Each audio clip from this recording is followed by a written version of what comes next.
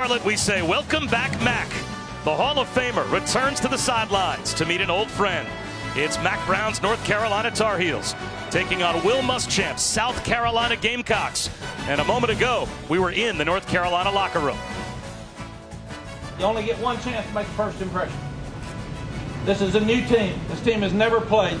This coaching staff has never been together. So this family, for the first time, is going to show millions of people who we are. And you look around the room a little bit, all of you are here for a reason. Why? You figure out why we brought you, and you just do your job. That's it. We don't need anything else out of you. In fact, if you try to do too much, you'll mess it up. Just do your job. And our job today is to bring you a football game, and what a day we've got as we welcome you to the Belk Kickoff, presented on ESPN by PlayStation. The Gamecocks of South Carolina taking the fields, and they will take on the Heels. It's South Carolina, North Carolina. A little border war to kick off a college football season for both of these programs. They're ready to go. We're ready to go. Hi again, everyone. Bob Wishoes, and welcoming Dan Orlovsky to our crew. Excited to be paired together this year. Allison Williams will join us in just a moment. Mac Brown's no longer with us at ESPN. And why? Well, home called. He answered. Family, accountability, pride, those seem to be the themes of his pregame speech. It's pretty obvious why North Carolina wanted him back. Yeah, I mean, these players at North Carolina are craving for some structure, and Mac Brown is giving it to them. They are craving for leadership. Mac Brown is giving it to them. They are craving for someone to believe in them. Mac Brown is doing that, and the confidence the Hall of Fame coach is instilling into his players, I'm fired up to watch it play out on the field. And when we met with him yesterday, you could see that fire was back in his eyes. There's a reason that coaches coach. And Mac Brown, he's a football coach, and he is back, and he will debut his new North Carolina Tar Heels team against the Gamecocks in just a moment.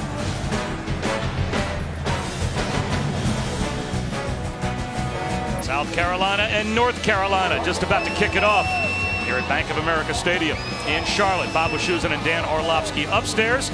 Our partner, Allison Williams, is downstairs. And Allison, plenty of history between these two head coaches. There is, Bob. These two rival programs led by Will Muschamp and Mac Brown are two friends and former colleagues coaching against one another for the first time since they coached together at Texas. Muschamp was Brown's defensive coordinator from 2008 to 2010. He was even named the coach in waiting by Brown, a move he later said he regretted because it sent the wrong message that he was ready to get out of coaching. Now, neither of their tenures ended as expected at Texas. Brown was ushered into retirement. Muschamp became the head coach at Florida. But Muschamp said his 3 years in Austin were three of his best of his coaching life, and Brown said we're both in better places now. Well, it certainly seems, Dan, to have worked out for Will Muschamp. Went to Florida. Now he's on the sidelines in Columbia. But having said that, that was a lot of pressure on both guys, probably unintended when Mac Brown made that declaration that Will Muschamp was going to be in the on-deck circle in Austin. The right intentions, probably the wrong execution.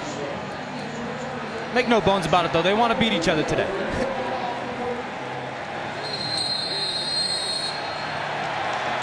North Carolina won the toss. They deferred to the third quarter, so they'll start the second half with the football. So the Gamecocks will have it first. The Belk kickoff is underway. Shi Smith's going to bring it out from 3 yards deep. Good decision. He gets walloped at about the 27-yard line. Well, both of these teams have interesting stories today at quarterback.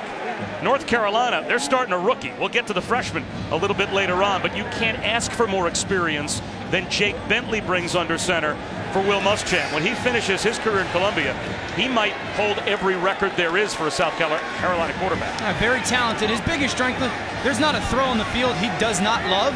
At the same time, he has to value the football. Don't protect it and keep it safe. You have to value it to get the wins this team should this year. He'll empty out the backfield on first down, and an easy pitch and catch to his favorite target. That's Bryan Edwards.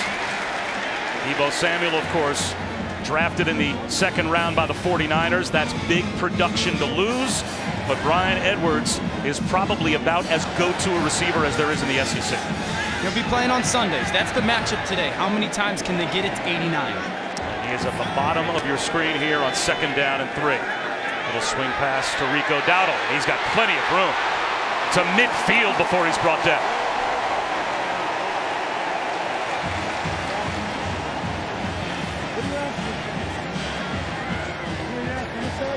Love the play call. No thinking for the quarterback. Get it out of his hands. Easy completion. Blockers out in front. Why is this guy out here? How did he get in front over there? I'm back here, I guess. On the ground this time to Dowdle, and he's got a lane to the 30-yard line. Picks up 21 more chunk plays on this opening drive for the Gamecocks. First play of the game, they throw a short little pass to Brian Edwards, number 89. That play, they bring him in motion. Everybody has eyes on him. You get one defender to pay attention where he's not supposed to. Use your best player as a decoy for a big run. Dowdle again, bouncing it outside. Net by Miles Dorn, but not before he picked up 6 more. It'll be 2nd down and 4. As on the opening drive, South Carolina knocking on the door of the red zone. And this is the part of their game that is going to be important for them this year. They want to be hard-headed, stubborn running the football. Big, powerful offensive line. They want to hang their hat on it. Tavian Feaster checks in for the first time, the grad transfer from Clemson. His first carry as a Gamecock. Close to a first down, and it looks like he's got it. Miles Woolfolk came up and made the stop.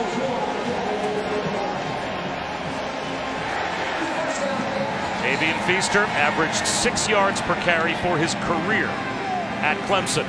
Travis Etienne, the only player in Clemson history to average more yards per carry. That was a heck of a 1-2 punch, part of 2 national championship teams for Dabo Swinney. And he's got the carry now here for Will Muschamp. 3 more to the 15-yard line. Chaz Surratt, the old quarterback turned middle linebacker, made the stop. How about the weight that's now on his shoulders, missing Dominique Ross and Jonathan Smith? Yeah, I mean, literally going from quarterback to playing linebacker. And that was a big thing for me. Was North Carolina just going to go, okay, you're playing linebacker now. Let's run the ball right at you. And they've done a lot of that this drive so far, but a huge transition. He's talked about how every day the hits add up. End around. The carry on Joyner. No gain. Trey Morrison in on the stop, and the corner a little slow to get up, and because Joyner lost his helmet, he has to come to the sideline for at least one play, and a very important 3rd down now.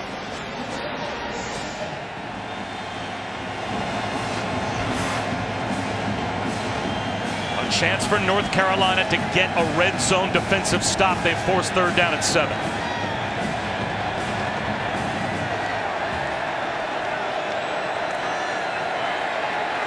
Jake Bentley shakes off a sack somehow, and dropping the ball is Edwards. Chaz Surratt had a chance on the blitz to bring down Bentley, couldn't do it, but they still get a stop in the red zone. It'll be a field goal attempt. Blitz the ex-quarterback, Surratt wide open. Finished the play. Great job by Bentley getting the ball out of his hands. You would expect the all-SEC receiver Edwards to come down with that, but this is a win for North Carolina's defense. Force a field goal attempt early on. Parker White from 32 for his career, 66%. 1 for 1 this year. And South Carolina strikes first here in Charlotte.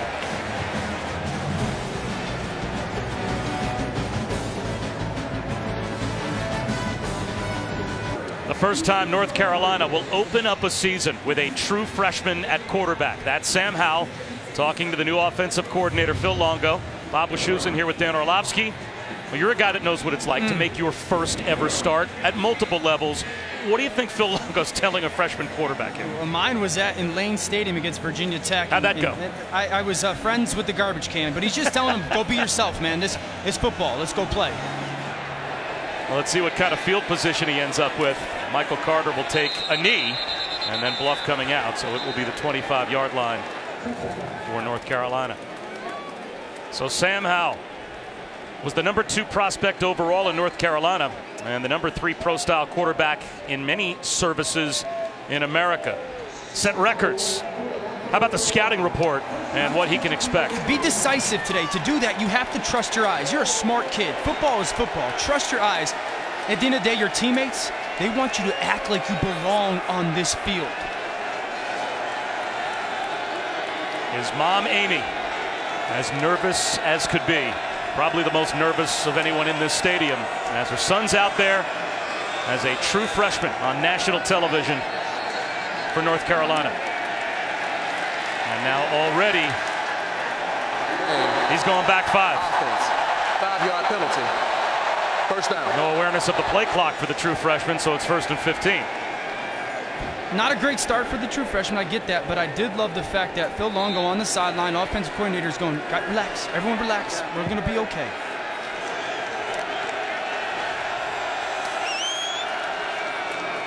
They start on the ground with Michael Carter. He turns the corner. He's got a first down and more. Well, that'll take some heat off a true freshman quarterback.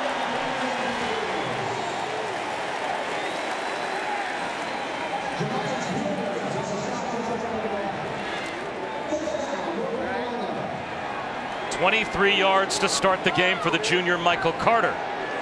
He stays in the backfield to the left of Sam Howell. Swings it to him. Carter with some blockers out in front. Powers his way right to the sticks. He might have another first down.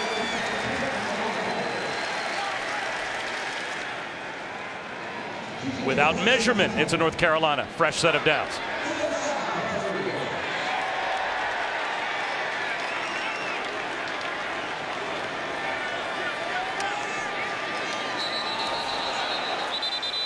False start. We'll make it 1st and 15 back on North Carolina's side of the 50. False start. Offense, 63. 5-yard penalty. First down. You certainly don't want 1st and 15 twice in your first drive as a college quarterback. I will say this, that Phil Longo talked about their offense coordinator again getting the ball out in space and making sure that his receivers or tight ends were committed to blocking the perimeter. That's going to be a big part of the game today. We just saw it on the swing pass to Michael Carter previously.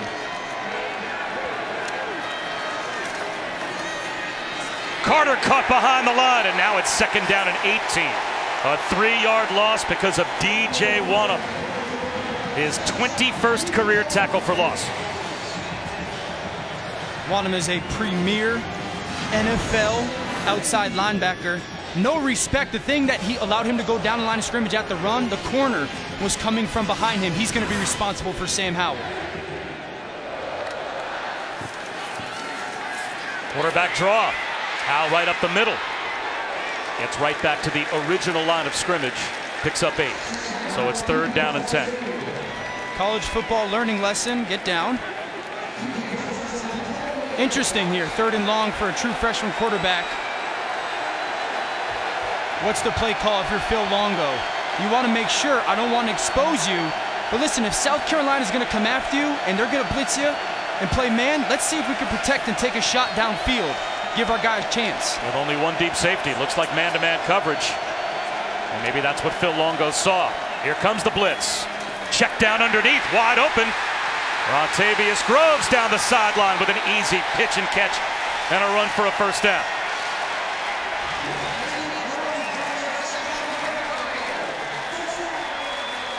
Yeah, you saw Sam Howell clap, look to the sideline. Okay, I've got man-to-man. Maybe I don't want to take the shot. Let me get a double move, a little inside and out, man-to-man beater. Nice route by Toe.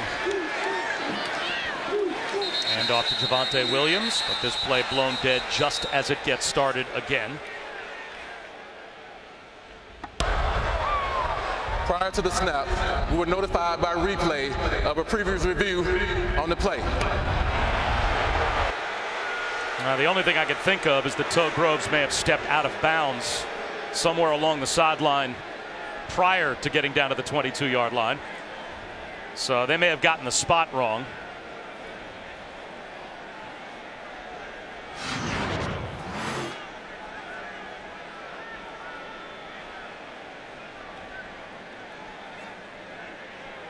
Not sure. It looked like he stayed in bounds. There's still some green grass in between him and the sideline.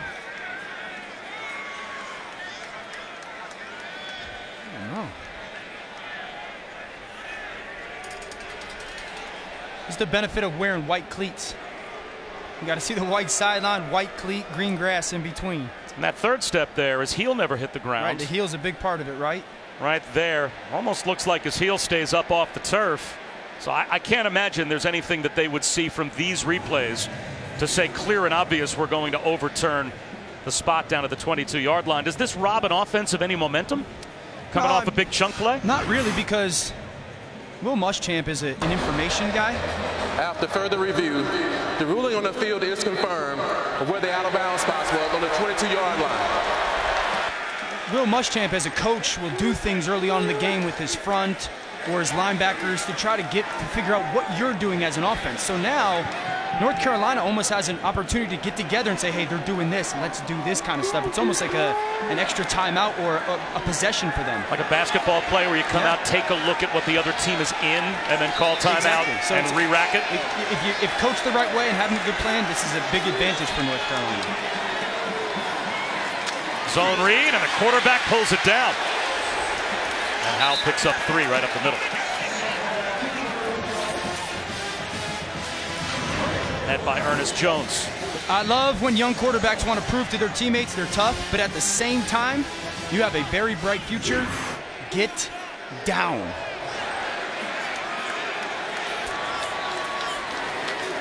This time he gives it to Javonte Williams. Hard run by Williams. Close to a first down. Looks like progress gives it to him at the 11-yard line. Tackle made by T.J. Brunson. Javonte Williams is a type of back that he's not going to go down with a arm tackle or shoestring, always falling forward. But this is also what North Carolina wanted to be. The battle of wills, own the line of scrimmage. So far, offensively, great start. And now it's back to Michael Carter at tailback. Daz Newsome motions. And you got man-to-man, so if I'm Phil Longo, I'm finding a man beater in my package down in the red zone. One-on-one down here to Daz Newsome. The sideline just changed this play on 1st and 10 from the 11. They're going to keep it simple with Carter. Might have gotten a yard. And that time Ernest Jones said no, and R.J. Roderick helped stuff the hole as well. How hard is it to call plays for Phil Longo when the field shrinks? It's almost like 1st and 10 at the 11 is, in a way, the worst possible down and distance you can have. Yeah, it's tough. Your plan is your plan, though. You got to trust the plays that you have in preparation. Carter looking for room. And it will be 3rd down at the 8-yard line. So now a chance for South Carolina to see if they can get a red zone stop, hold to a field goal. South Carolina, first 2 plays of this red zone series right here, has just lined up and played man. Brought everybody. If I'm North Carolina and Phil Longo, I'm anticipating, okay, Will Muschamp's going to come after me.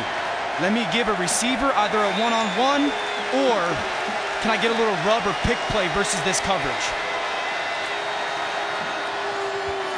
They'll stay conservative with Javonte Williams. And he gets to the 5-yard line. 3rd down from the 8. They needed 7 to pick up a first down, and they ran it. Does that set up possibly going for it on 4th down, or do you take the easy 3? Now, Mac Brown's going to send his field goal unit out. Listen, that is an outstanding drive from North Carolina's offense and their young quarterback. I would have loved a shot at the end zone, but to have the chance to get 3 to start your college football season and career, outstanding. A brand new battery across the board, special teams wise, for North Carolina. New long snapper, new holder, and the new kicker is Noah Ruggles. And he's got it.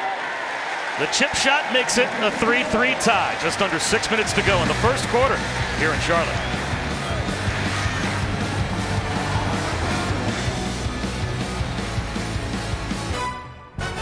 The Bell Kickoff is presented on ESPN by PlayStation 4, the best place to play, and in part by Hampton by Hilton. College football stays here. Book now at Hampton.com. There are 5 active coaches that somewhere on their resume have that, a national championship. Mac Brown is one of them. You saw the other 4. That's like a current day Mount Rushmore of college football coaches. You just saw them across the board. Bob Wischusen and Dan Orlovsky upstairs. Allison Williams down on that Tar Heel sideline. And Allison, Mack Brown's got issues in his secondary. Yeah, he really does, Bob. They are so thin there and at linebacker, and they just suffered an injury they really couldn't afford to. Trey Morrison, their starting corner, out for the rest of the game with an upper extremity injury. Remember, they are already without starting corner Patrice Rene for the entirety of this half. He is serving a suspension from the last game last year, so he will not be able to return into the second half. So they are really thin in the secondary. I also lost Dominique Ross and Jonathan Smith, both to suspension at linebacker as well. That means the quarterback Chaz Surratt plays the entire game at Mike linebacker. Our first opportunity to get an update back in the studio with Matt Barrett.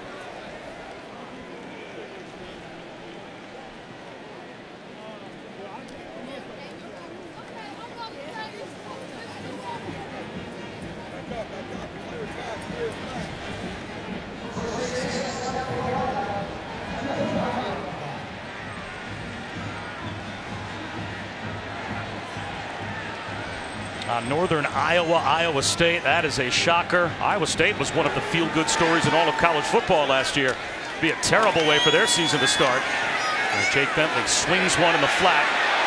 Carry on Joyner. He breaks a tackle. There is a flag down on the near side of the field.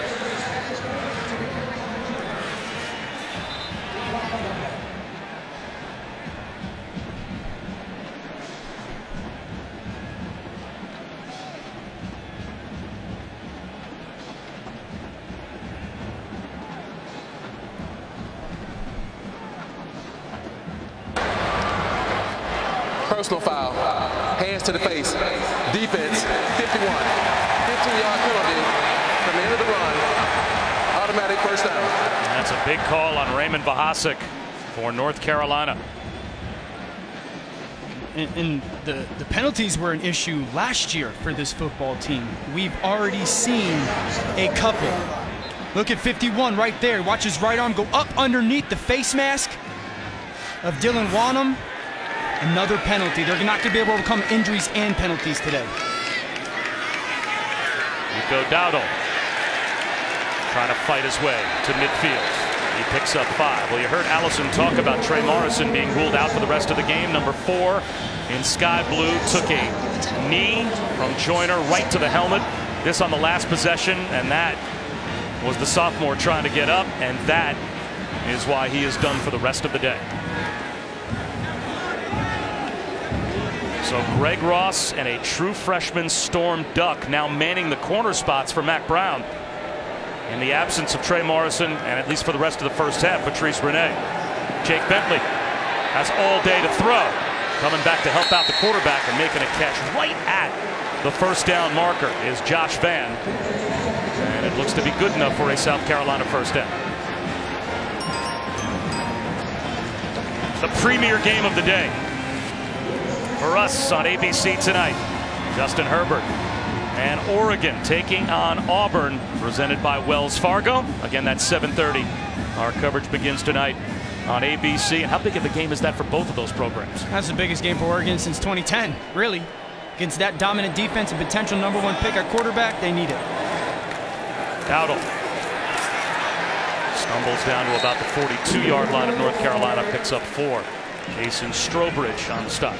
I'd say 2 things for South Carolina's offense right now. First of all, you've got some backup corners, and you have an all-SEC NFL caliber wide receiver. At some point, very quickly, I'm testing those corners, and the ball is going downfield. 2, Jake Bentley has really done a nice job of getting through progressions early on, a strength of his. Well, Brian Edwards, that all-SEC caliber receiver right now standing on the sideline. Instead, they'll keep it on the ground to Tavian Feaster. And Feaster is feasting down to the 34-yard line. He picks up the first down. Bob, Dan mentioned earlier a key for Jake Bentley this year, valuing the football, and it's the first thing he said to me that he has to improve this year. He said it was a glaring issue in my play last year, the interceptions, especially in the red zone. So he got with quarterback coach Dan Warner, and they went through each one, really dissected what went wrong. And the biggest thing he said, I can't try to do too much. I have to stop forcing things. Let the play come to me. They had 14, had led the SEC in 6 of those picks in the red zone. Play action here. That's broken up. Well read by Chaz Surratt. So the quarterback dropping back in coverage as a middle linebacker gets a pass defensed. Really well done by the quarterback.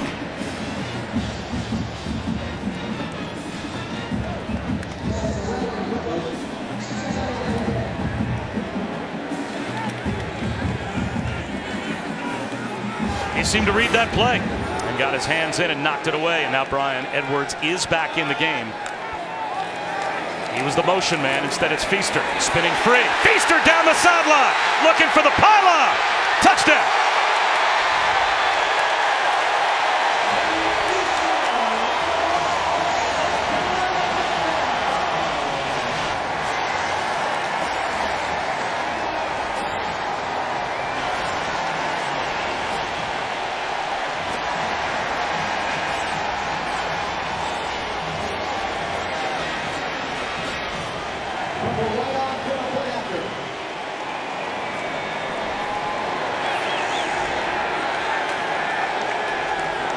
Tavian Feaster had 15 career touchdowns wearing Clemson orange.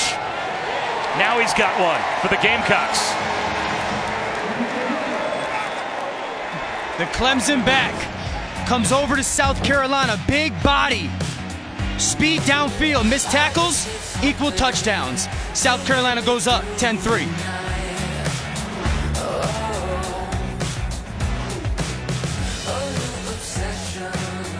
First touchdown for Tavian Feaster as a South Carolina Gamecock. Came at the expense of the former North Carolina quarterback, Chaz Surratt, and you'll see that in just a moment. Bob Wischusen, Dan Orlovsky, Allison Williams at the Belk kickoff here in Charlotte, and South Carolina has the lead.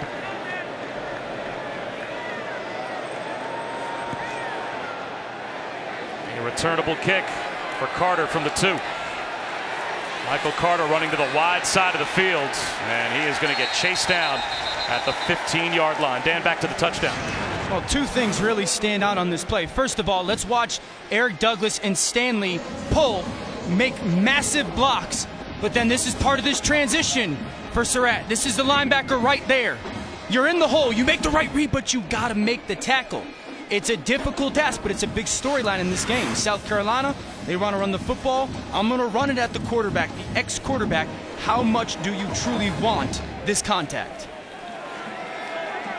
South Carolina last season didn't have a run for a touchdown anywhere near as long as the one Tavian Feaster just used to find the end zone. And now Antonio Williams will start off this drive with a gain of 1.5 yards.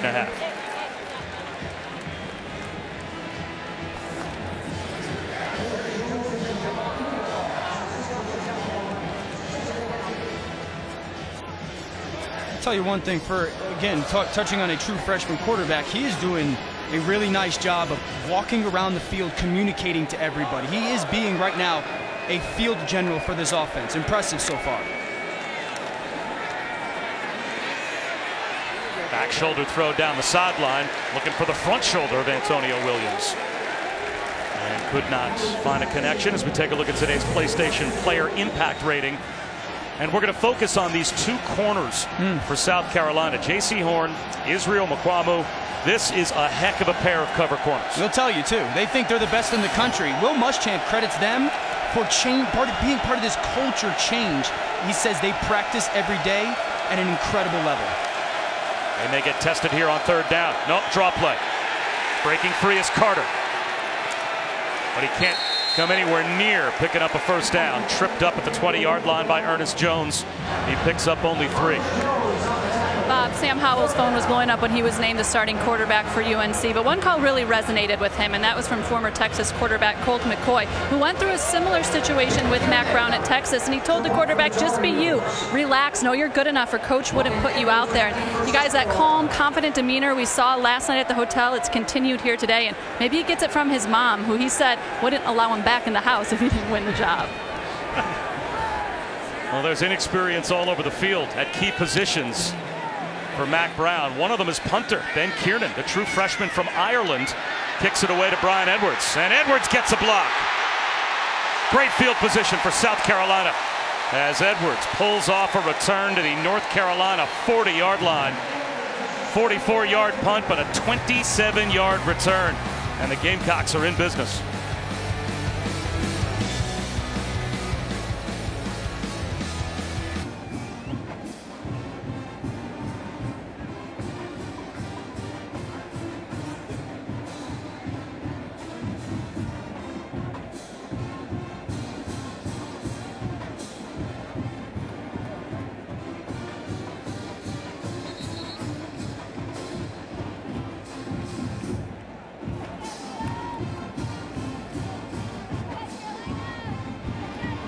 Boy, that's some job by Boise. Not only do they have to win in Tallahassee, it's a game they only found out a couple of days ago was going to be played in Tallahassee. They were supposed to head to Jacksonville and play Florida State. Too. And that was where the preparation was, and they end up Tallahassee in a day game and finding a way to come from behind and beat the Noles. And Iowa State survives as well. Already drama on this opening weekend of college football. 5 extra yards added on to the end of the return for an illegal formation penalty against North Carolina, and a screen thrown out to Shi Smith.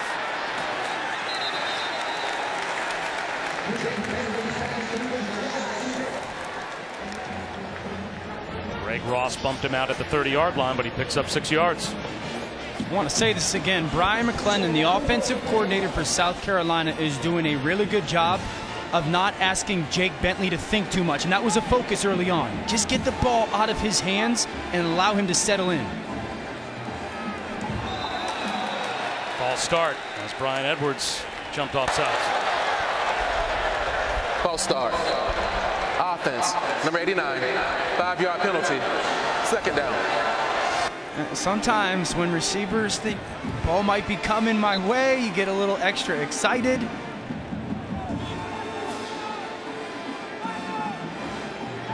Shocking, a receiver would think the ball was coming to him. It's going to be another false start. The left side of the offensive line flinched for South Carolina.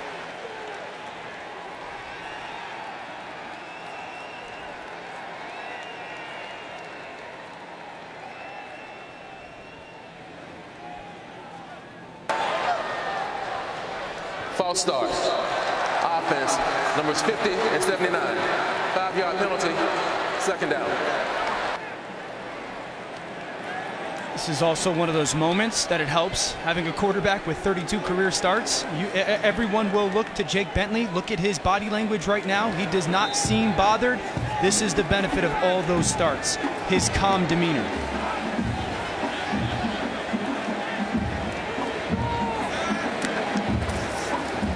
Feaster.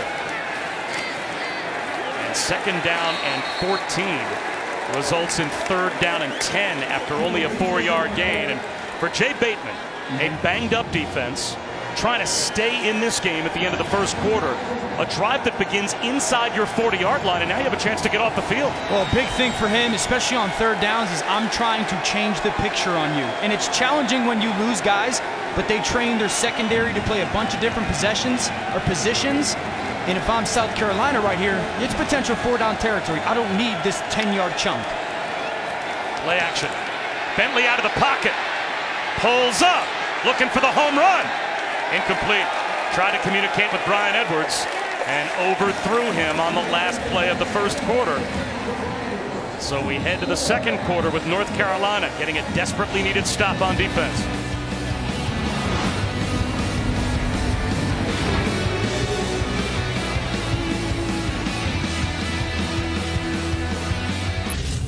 The College Football Playoff lives on ESPN. Welcome back to the Belt Kickoff. Presented on ESPN by PlayStation. Set for the start of the 2nd quarter. And North Carolina got a stop to end the first quarter, but Will Muschamp wants points. He's going to look for a 53-yard field goal attempt for Parker White to start off the 2nd quarter. And White just tugs it left. So it's good field position for Mack Brown's team.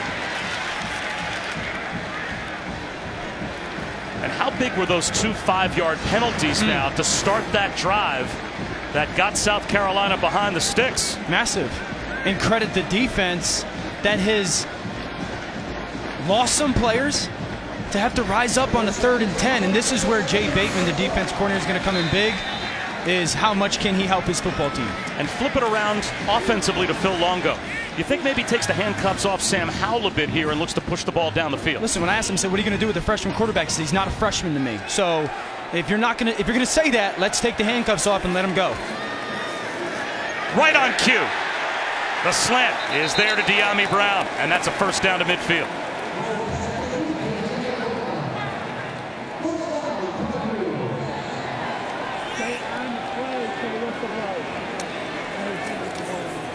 Here's Michael Carter. Picks up 4.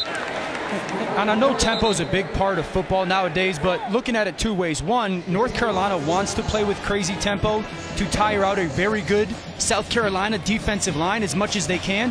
But also for a young quarterback, sometimes you just don't think. You do react, which is a good thing at quarterback, and that can help him play with a comfort level, and it's also what he's run in high school.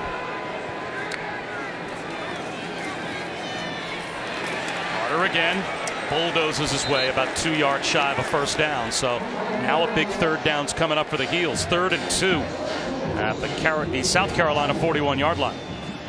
Right now, if I'm Phil Longo, I feel really good about my offensive line and the way my backs are running. I'm handing this ball off and saying, we win this game or we hanging it, it's because of you guys. They'll do just that. And it looks to be good enough for a first down. Squeezing it just past the line to gain is Michael Carter. Ernest Jones lost his helmet as well, so Mike linebacker's got to come off the field. And these 3 backs that North Carolina has, Javonte Williams, Michael Carter, Antonio Williams, they're as good as a bunch of backs in the country. Right now, they're running the ball and falling forward. It's got to continue. Broken tackles for Javonte Williams. 7 more yards. Sherrod Green, who just came in place of Ernest Jones, eventually got him on the ground. That's 4 runs in a row to the left side of this offensive line, pulling the right side. They've got something cooking right now. North Carolina found something they like. Well, that is not going to be what Phil Longo is going to like, and that was a false start. False start. Offense, number 2, 5-yard penalty, 2nd down.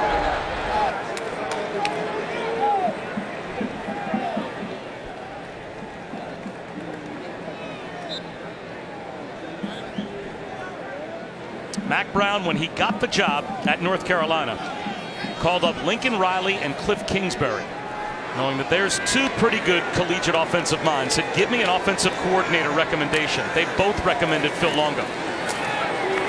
Here's Javonte Williams. Well designed by Phil Longo. A simple little swing pass is a big play down to the 21 for 16 yards and a first down.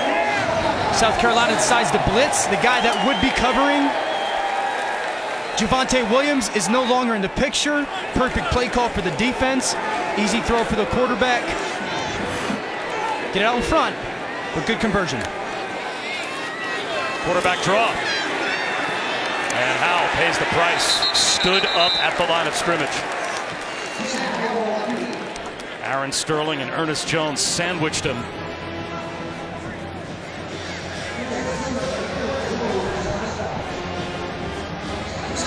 South Carolina protected themselves there. Really good job by Will Muschamp. Anticipating potential quarterback run, they did a stunt on the inside. They brought the defensive tackles across each other's face. That's difficult for an offensive line in QB draw. Pump fake for Howell. Looking to extend the play, but it ends in the backfield with Aaron Sterling getting the sack. A junior that broke his ankle last season, only played in 8 games, and he could be a force if he stays healthy. They try to get him in a little bit of trick play. Sam Howell realizes it's not there. Luckily, he hangs on to the football. But again, a learning experience on the fly. If it's not there, throw it away. Don't take those shots. And how much of this for a freshman quarterback, game management, knowing you've got a field goal potentially if you're safe with the ball here? Yeah, last thing you do here is take a sack. Incompletion is okay. And that's batted down. Again, it was Sterling. So Noah Ruggles who has one career field goal make, and it's today. Is going to try from long range.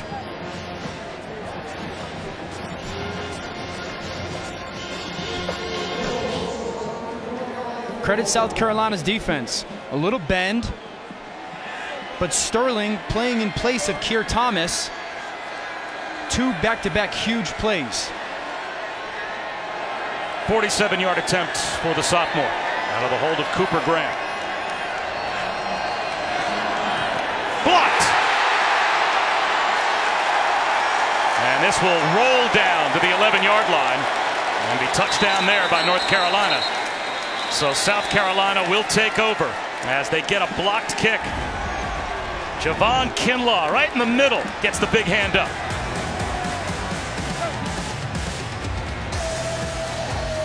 Will Muschamp sideline loves it.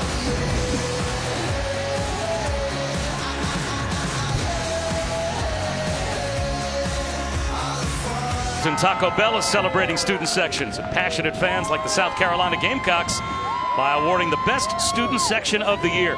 Go to ESPN.com/Taco Bell to see if your team made this week's rankings, see how your school can compete. Bob Wischusen, Dan Orlovsky, and Allison Williams back here in Charlotte.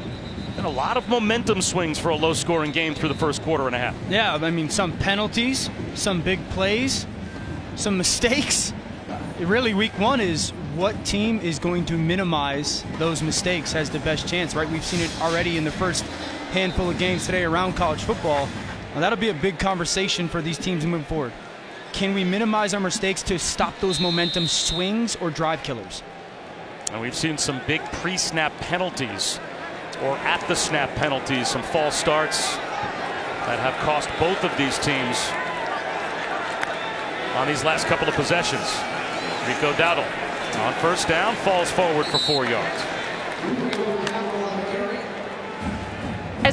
Guys, South Carolina has lost 2 tight ends from the start of training camp. One of them, Keel Pollard, he was looking to have a big senior year before he suffered a neck injury in camp. They thought initially he'd be out 4 to 6 weeks, but during an MRI, it was revealed he had a cyst on his spinal cord. Now, because of potential long-term consequences from that, he is done with football, but he remains very involved with his team. He's taken on a bit of a coaching role, was even the team captain before the game.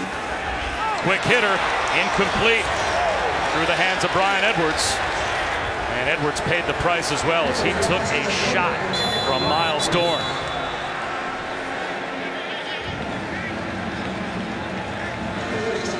It'll be 3rd down and 6. And will it be 3rd down and 6 without the best receiver on the field for South Carolina, as he's going to have to come off for a play. That's a clean hit from Dorn. I think we got to credit Miles Dorn there, right? I mean, that is a chance to make the right choice in that moment. Hopefully Brian Edwards is okay, but let's credit the defender for doing the right thing at the right time, and that's a choice.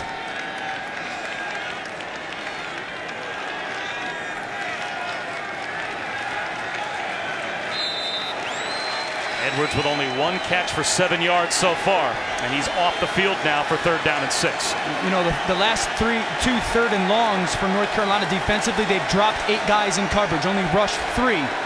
What does South Carolina do to defend that? Play action here for Bentley. He's well protected, flag down. He tries to check one down, and it was excellent coverage from the strong safety Miles Woolfolk. We'll have to check the marker on the far side of the field.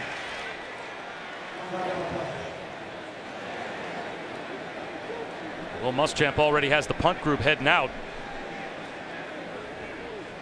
This time Jay Bateman dialed up a pressure. That's why it's hard to play against him. Personal foul, hands to the face, defense, number 55, 15-yard penalty, automatic first down. That's Jason Strobridge, and that is a back-breaking penalty. That is like a turnover. Brutal. It doesn't go down in the box score as a turnover, but you just went from getting a 3rd down stop and forcing a punt to now a fresh set of downs for South Carolina. Middle of the screen right here, 55. Watch the head go back. It's up right there. Helmet goes off. And listen, that could be an unfortunate thing. It looks like his hand slips and then catches the helmet. That's a BBB, bad break bro. But at the same time, North Carolina defensive, you got to reset now and play another down. Rico Dowdle hit right at the line and dropped by Miles Woolfolk, who has been active here in the first half. Woolfolk just did an outstanding job of beating the receiver on the block inside, making the tackle. Jay Bateman, as a defensive coordinator, is doing a nice job of utilizing all 11 guys on the field, whether they're close to the line of scrimmage. As blitzers, corners can do a lot. They don't just have to cover in his defense. Doing a nice job so far. His Carolina defense was devastated by injuries last season. Woolfolk was on the list. Only played 4 games last year before he was lost for the season. Bentley off play action, out of the pocket, trying to turn the corner. He's just going to throw that one away. And he gets knocked down by Alan Cater. The South Carolina fans not happy with the shot Cater just gave their quarterback. Well, that's the only game of the night. Monday night, Brian Kelly and number 9 Notre Dame will take on Louisville and Scott Satterfield's debut. 8 Eastern from Cardinal Stadium on ESPN and the ESPN app. All right, so third down, we see these kind of, I call it Rolodex calls from North Carolina defensively. You don't know, as a play caller, what is coming. We've seen drop, we've seen coverage, we've seen pressure. So that's the challenge play caller-wise of what do I have to prepare for. North Carolina showing a bunch of blitzers right now. They blow out of there. They only rush 3. So Bentley has all day to throw. Floats one over the middle. And Shi Smith's got it. North Carolina dropped 8 in coverage and still gave up a big third down completion. Miles Dorn made the stop. Outstanding poise by Jake Bentley. Right back to work quickly. A little pop pass. It's Shi Smith again, this time for 4 yards. That's 2 third down and longs. Essentially, one you convert because of the penalty, and then another one you convert because your offensive line protects you a little bit. Your quarterback hangs in there, pushes the ball downfield. If I'm South Carolina offensively right now and I'm Brian McClendon, I'm going to take a shot at the end zone. These corners, I got to see if you can play with my receivers.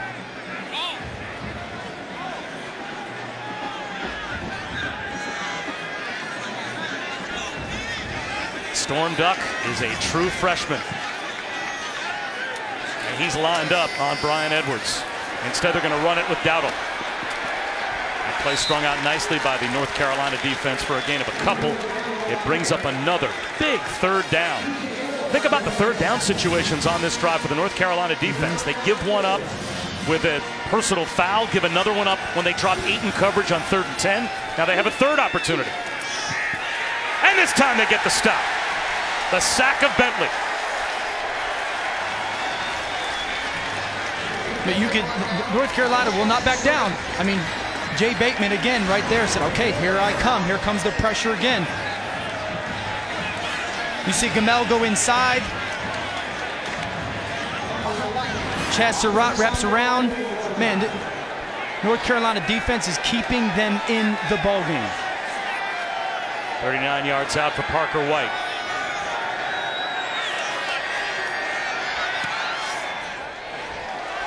He's got it. It's a 10-point lead for South Carolina again.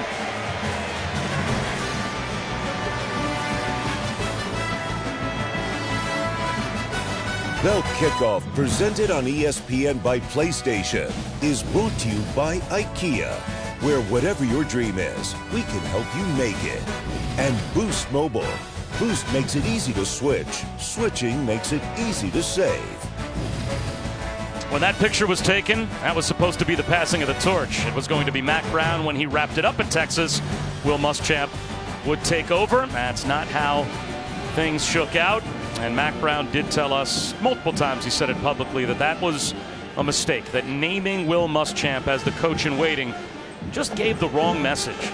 And the message was, with 8 years left on my contract, at some point in the near future, I'm done. Yeah. Well, he wasn't anywhere near done. But they had just won a national championship. They were about to play for another in the not too distant future. Everything was roses. Then they started to lose some games in Austin. And that prearranged marriage didn't sit so well with the Texas fans, as Michael Carter will take it in the end zone for a touchback.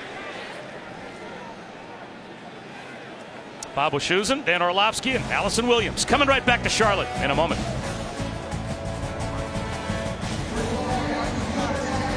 Allison Williams at the Bell Kickoff. Let's go look back at this third down. This is an RPO, run pass option. Let's look at Dowdell and let's watch Chaz Surratt. There's two options, either hand it off or throw it. Rico Dowdell is expecting the ball out of Jake Bentley's hands. Everyone asking, why didn't you block the linebacker? That's not his guy. He thinks Jake Bentley's throwing the ball. That's on the 32 start quarterback.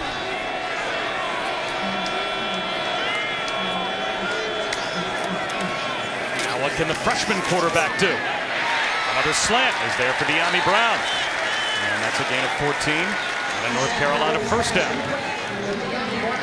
Obviously, those for Sam Howell are comfort levels. The hard run sell, get those backers to step up, easy throws behind. Slant on the other side. This one to Daz Newsome. That looks to be good for a first down. And slow to get up is R.J. Roderick, and now he's going to come to the sideline.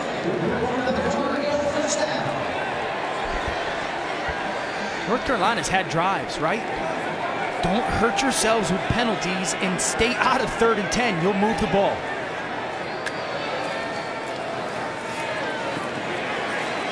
Now steps up in the pocket, spins to keep the play alive, and picks up a yard. This is why Sam Howell right now is playing well. Watch the ball get out of his hands so quickly. This is play calling at its best. I'm not going to ask my freshman to sit back there and hold the ball forever. When he's in rhythm and getting the ball out, this offense has moved really well. This needs to be the focal point for the rest of the afternoon. Faced with 2nd down and 9 here. On the ground to Carter. Breaking tackles. Michael Carter in the open field. First down and more. Down inside the South Carolina 25-yard line as he broke the tackle of Jamias Williams near the line of scrimmage. Picked up 26. Really behind the left side of that offensive line again. Charlie Heck, Ed Montelis, Nick Polino. That right now is where North Carolina has run the ball best. And you see again, these backs, they don't go down easily. Quarterback draw for Howell. Lost the football. A scramble for it. Who's got it?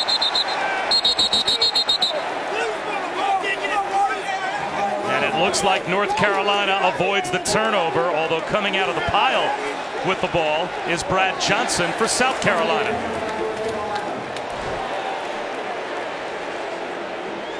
Well, Sam Howell's mom liked the call. It'll stay with the Tar Heels. It's just one of those things. Can you do at college what you did in high school? Those guys are bigger and faster and they hit harder. Great effort and hustle by the offensive lineman to get down there and recover that fumble. Another key opportunity for North Carolina. Charlie Heck, 67, senior tackle. Effort. And it's 2nd down and 3.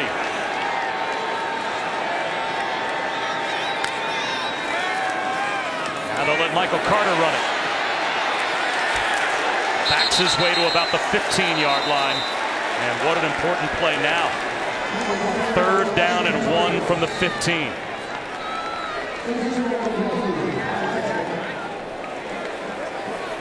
And this is again a 3rd and 1. I promise you, Will Muschamp on defense is going to put people up on the line of scrimmage and play man. Looks like North Carolina's bringing some big bodies in, extra tight ends, extra offensive linemen. I'm running behind the left side of that line.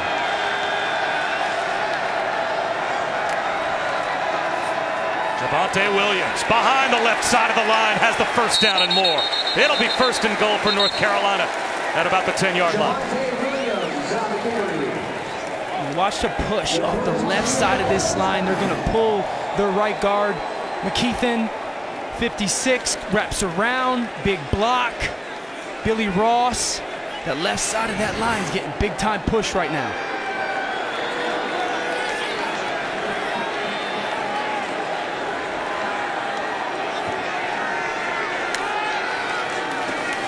Javonte Williams with a jump cut in the backfield, and he jump cutted right into the heart of Ernest Jones and that Gamecocks defense for a yard and a half. I like that, jump cutted. It's the post or the past tense of jump cut. Yeah, I'm not sure on that one. Yeah. Ernest Stick Jones, with me. I'll expand your vocabulary. Guys, South Carolina cannot keep off the field. Listen, if North Carolina will do a hard run fake right here because they run the ball so well, and bring one of those slants or in-breaking routes down here, this will be a touchdown. It is there for this offense.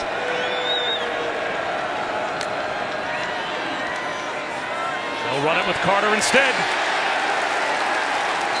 Too conservative, in your opinion, when you've got wide receivers that both seem to have man-on-man matchups on the edge? Yeah, and since they're running it so well, you've got second level, the linebackers of South Carolina, they're committed to stopping this run right now.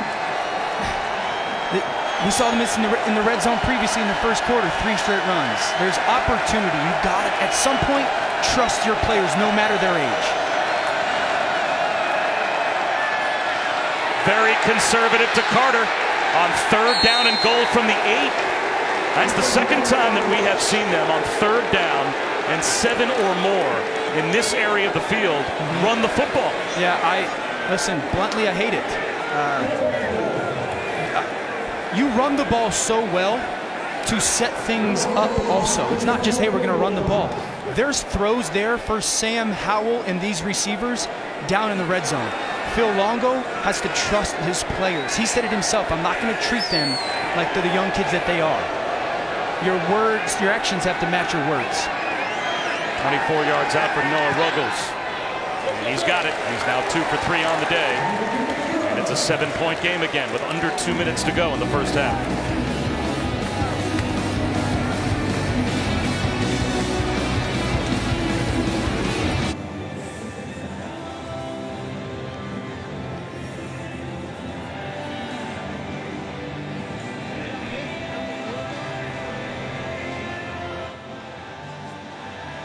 All right, Matt, thanks very much. And you wonder if it's only a matter of time before Alabama really takes control against Duke. They've got a 2-touchdown lead. It's a 1-touchdown margin here in the Belt kickoff between North Carolina and South Carolina in Charlotte. Still plenty of time before halftime for the Gamecocks to get another chance to score points. And this week, the Sunday Night Baseball crew in Philly for the series finale between Pete Alonso and the Mets, Bryce Harper and the Phillies, both in the wild card chase. Our coverage begins at 7 Eastern on ESPN and the ESPN app right after our ESPN U.S. Open tennis coverage.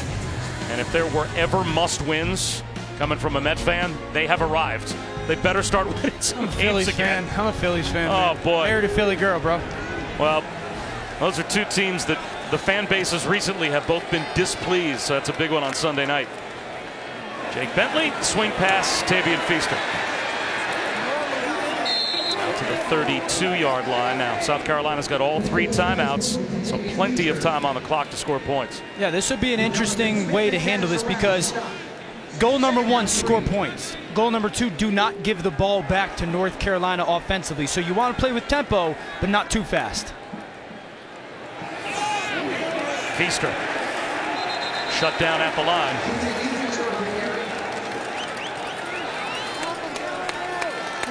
Let's go back to Matt Barry. All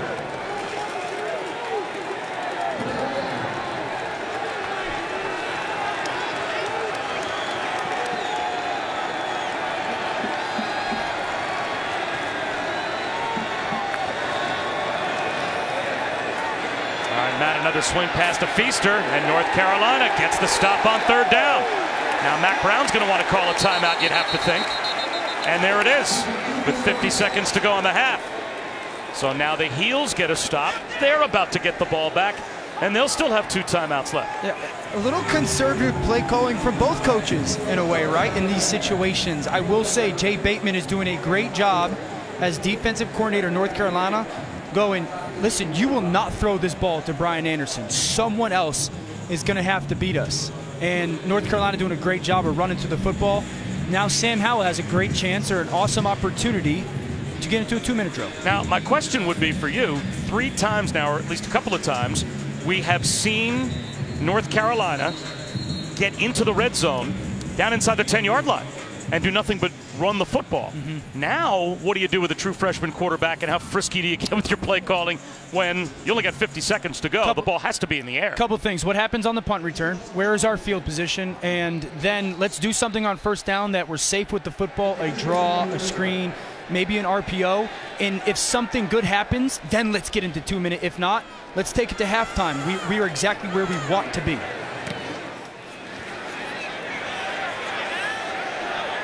Newsome has to go all the way back to his own 7-yard line.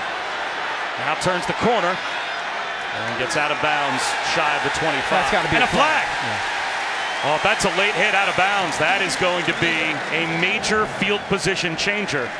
And Dan, this 15 yards might be enough to change the entire way that North Carolina approaches the last 39 seconds. 100%, because you could potentially start this drive at what, the 42, 43 yard line. So you look at 40 seconds to maybe get 25, 30 yards with 3 timeouts and the chance for points. Now, you think about being aggressive offensively.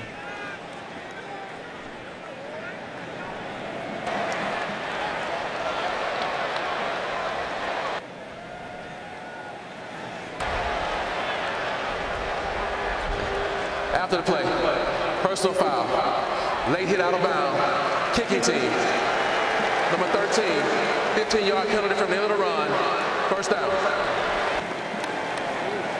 So a 59-yard punt is all but erased by a 17-yard return and then a late hit out of bounds. It looks intentful, right? Like Roderick lowers his shoulder. It looks like you're trying to do something there. South Carolina's in single high man. They got one safety middle of the field. There's chances for throws here. Sam Howell to the sideline to Toe Groves. Conserves time and picks up 5. 2 timeouts for the Tar Heels. 36 seconds on the clock. Now, if you're Sam Howell, last thing you are doing is putting this ball in harm's way. You are not putting the ball up for grabs. Here comes a blitz. Stepping up is Howell. And he's going to throw this one away. It'll be 3rd down and 5. Well done. Well done as a true freshman quarterback. 3rd down and 5. Okay, 30 seconds on the clock. If I'm Phil Longo, I still call this play with the hopes or intentions of keeping this drive going. I'm not getting conservative here. Now they have been in the red zone, but I still want to challenge South Carolina here. I got to trust my guy, Daz Newsome. Somebody's got to win a one-on-one. Another blitz. Lob down the sideline. There's the one-on-one, and it's dropped by Newsome. Daz Newsome had a chance to make a play on Jamie Robinson, and that looked like an excellent throw from Sam Howell, and Newsome couldn't hold on. Great play call, great throw. It's right there for Daz Newsome. Right there to go make that play. I love the aggressiveness. And listen, if I'm a teammate of Sam Howell's, I'm going over there, hey, you keep throwing it. You keep throwing it like that, and I will come down with those throws for you.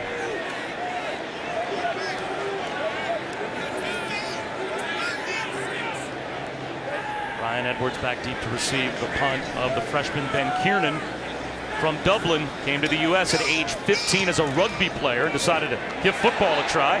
Now he's punting for North Carolina, and this one floats out of bounds. He didn't hit that one as well as he'd like. Let's see where they mark it out at the 33-yard line. Well, South Carolina's got their timeouts. Only 17 seconds on the clock, but only a 35-yard punt. Are they still aggressive maybe with their play calling here? Because that punt didn't even get inside the 30-yard line. Little theme here. I like play callers who are aggressive. With a quarterback as good as Jake Bentley, I would be aggressive. Now it looks like they're going to go into halftime. I think both these coaches have to feel relatively positive about the performance, right? Oh, they're going to take a knee. This is going to be as conservative as it gets. North Carolina starts the 3rd quarter with the football, and that doesn't matter to Will Muschamp, as he's going to take a 7-point lead to the locker room at halftime of the Belk kickoff. Should be a very interesting second half. Right now, it's time for the halftime report. Back to the studio and Matt Barry. The Belk kickoff, presented on ESPN by PlayStation. Welcome back to Charlotte. Sam Howell, the true freshman quarterback, down by 7 at halftime. North Carolina and South Carolina in a low-scoring, tight game to open the season for both teams. Bob Wischusen here with Dan Orlovsky. Allison Williams will join us again in just a moment. Part of the reason that this is low scoring is got two defenses playing pretty well. Yeah. Another part of the reason this is low scoring is it seems like both offensive coordinators have handcuffed their quarterbacks a little bit, especially for North Carolina in the red zone. Yeah, I mean, if you're North Carolina offensive, you go, we've run the ball well. We've moved it 20-20. And then down in the red zone, for some reason, we're not trusting our young freshman quarterback. They've been down there for 9 plays. They've handed it off 9 times. Mac Brown said it at halftime himself. At some point, we're going to have to trust the kid. For South Carolina, your defense is playing really good, right? Very much so a bend, but don't break defense. But offensively, you have to throw the ball downfield with Jake Bentley. Brian Edwards, Shi Smith, somebody, you got to be willing as a play caller to go, we're going to push the ball downfield. Let's go make a play. Allison, what did Will Muschamp have to say? Well, guys, both teams dealing with the issues of missed opportunities, and Will Muschamp said it's because they've hurt themselves. He said we moved the ball really well, but then we get ourselves into position to score, and we have some uncharacteristic penalties that force us into a long field goal situation. So they have to clean those things up. That was his biggest concern. And also defensively, guys, he said we have to do a better job of tackling. And as I talk about those things, it's so obvious, right? This is the first game of the year. Isn't this what we seem to see in that first game? Maybe some jitters, issues with the penalties, struggles tackling. They're playing out for South Carolina. Yes, that's part of game one, right? Like I said before the half, I think if you're both coaches, you have to feel okay. And now if you're North Carolina, this was the goal, to get the ball, to get the game to the second half and be still in it, and then you get number 5 back, Patrice Renee, who's a elite, big-time corner for them, and that will certainly help this defense. They thought they were going to get Dominique Ross back for the second half as well. Same suspension as Renee for a fight against NC State to end last season, but Dominique Ross, he violated a team policy, so he was suspended by Mac Brown for the entirety of today's game. So Chaz Surratt, he's going to be the middle linebacker all afternoon. And North Carolina starts the second half with the football at their own 25-yard line with a touchback. Let's take a look at Sam Howell and how he handled the first half. So far, so good. The big thing is they've allowed the ball to get out of his hands quickly. He's been decisive. That was a big thing. Allowing the people outside to go make some plays. But at the end of the day, Sam, don't take shots like that, okay? You've proved your toughness, and then someone at some point in this second half offensively will have to help him out. Daz Newsome had a chance to go make a play. Stay aggressive, young quarterback. Keep pushing the ball downfield when it's called. Allow somebody the opportunity to help you out. Either quarterback cracking 100 yards passing in the first half.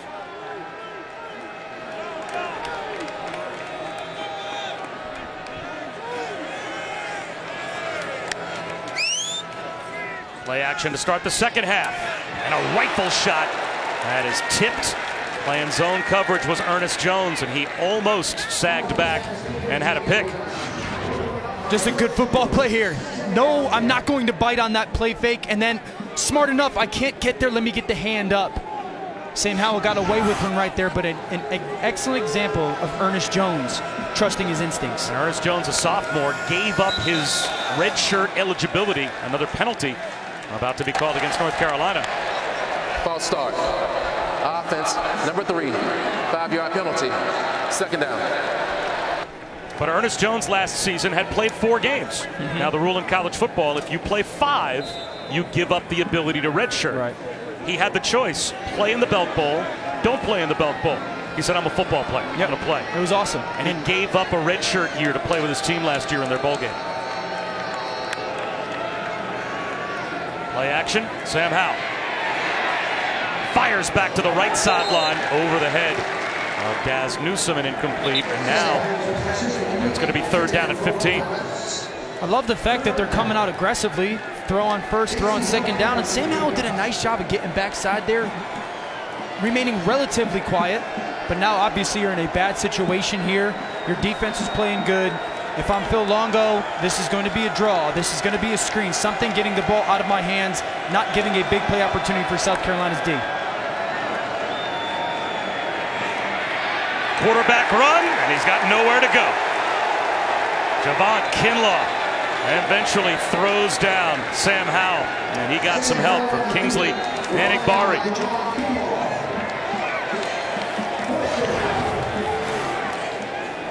Long time holding the football. The last thing you want to do is allow a good defensive line to start feeling themselves. And that was my concern on that 3rd and 15. I don't want to get 3 Kinlaw going. I know how good of a player he is. And now if South Carolina defensively, you're going, okay, here we go. We're here, and we're going to win this game for ourselves. And now you wonder what kind of field position the Gamecocks will get. A rugby-style kick from the rugby player, Ben Kiernan. And a fair catch called by Brian Edwards. Flag down on the play as well.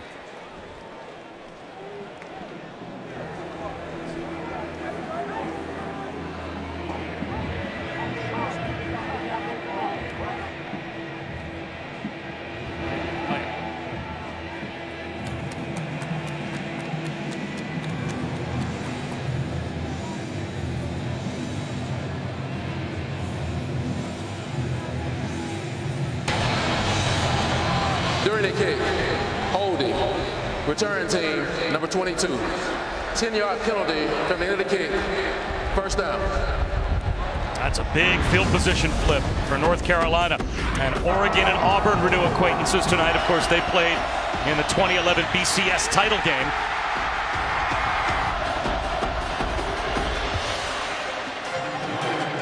That was a big play when Michael Dyer thought he was down. Everybody thought he was down, and that led to the game-winning field goal.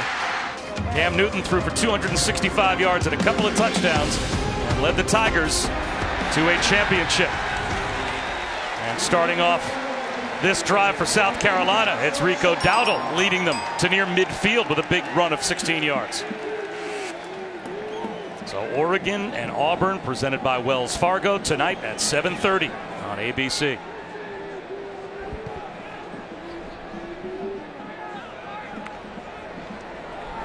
Bentley, off play action, well protected, and throws it on a check down. Nice job by Shi Smith to dodge a tackler and make something out of nothing. He picks up 4 yards, close to 5. A great play by Bentley, just understanding where Shi Smith was, but I actually thought he had Brian Edwards on a big in. North Carolina blitzed both middle linebackers, kind of exposing the middle of the field, and it seemed like Bentley didn't see him. Wasn't ready to pull the trigger. He had him.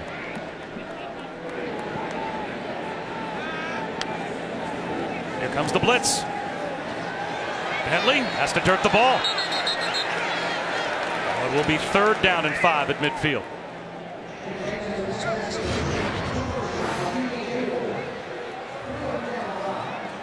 It looked like it might have been a trick play, right? He fakes the handoff, and I'm going to run it, and they tried to take a shot downfield.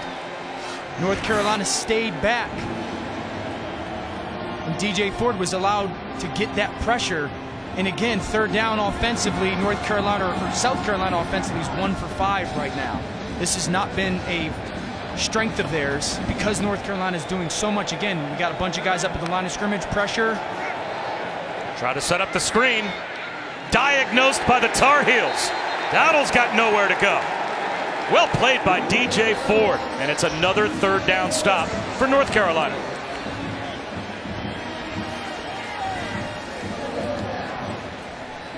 Great job by Jay Bateman, but it's an even better job by the player, 16, right here. DJ Ford, watch him stay home, trust his eyes, follow the back, Dowdle, there for the tackle. Great discipline, eye discipline by DJ Ford. Short punt. Out of bounds. A shank.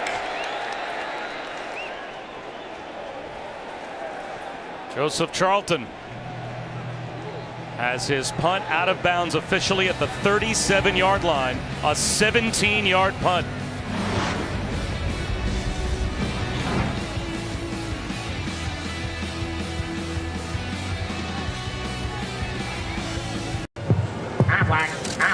Time now for our Aflac trivia question. All right, stay with me on this one. It's a tough one. How many coaches are ranked 1st or 2nd in wins at 2 different Power 5 schools? One of those guys, it's a hint, has something to do with today's game. As Javonte Williams goes up the middle for 5 yards. There was also a penalty as we left for an illegal shift called on South Carolina. It was a 17-yard punt. The 5 yards made it in total only a 12-yard change in field position So this is the best starting field position of the day for North Carolina. Javonte Williams again, breaks free. Inside the 40, stays on his feet. All the way down to about the 25-yard line. Before South Carolina finally gets him on the ground, Israel Mukwamu eventually made the stop. That's a 26-yard gain. Watch Javonte Williams trust his eyes. It's that backside guard pulling, get up inside that guard. Great trust of the eyes by Javonte Williams. The left side of that O-line again, dominating. And they're going to let him try again. And again, he runs over a tackler and picks up 6 more. You know, Javonte missed some cuts in the first half. And a lot of times you'll get coaches, hey man, follow that guard. Trust your eyes to follow that guard. It's a little hole, you just got to trust that it's going to open up. Javonte Williams had 2 offers out of high school, Appalachian State and North Carolina. That was it. Flags down. That might erase the run that Javonte Williams just had. False start. Offense, number 15. 5-yard penalty. 2nd down.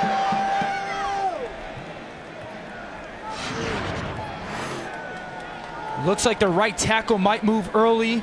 I know they called it on Bo Corrales, a receiver up top, which would be the 3rd false start for a receiver for this North Carolina offense. Looked like the right tackle and receiver moved at the same time. Either way, you're 2nd and 10. Now it's Michael Carter in a tailback.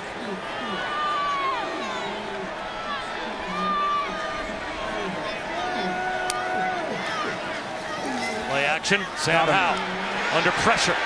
Wanted to take a shot downfield. It wasn't there. Now he tries to do it himself, and he slides close to a 1st down.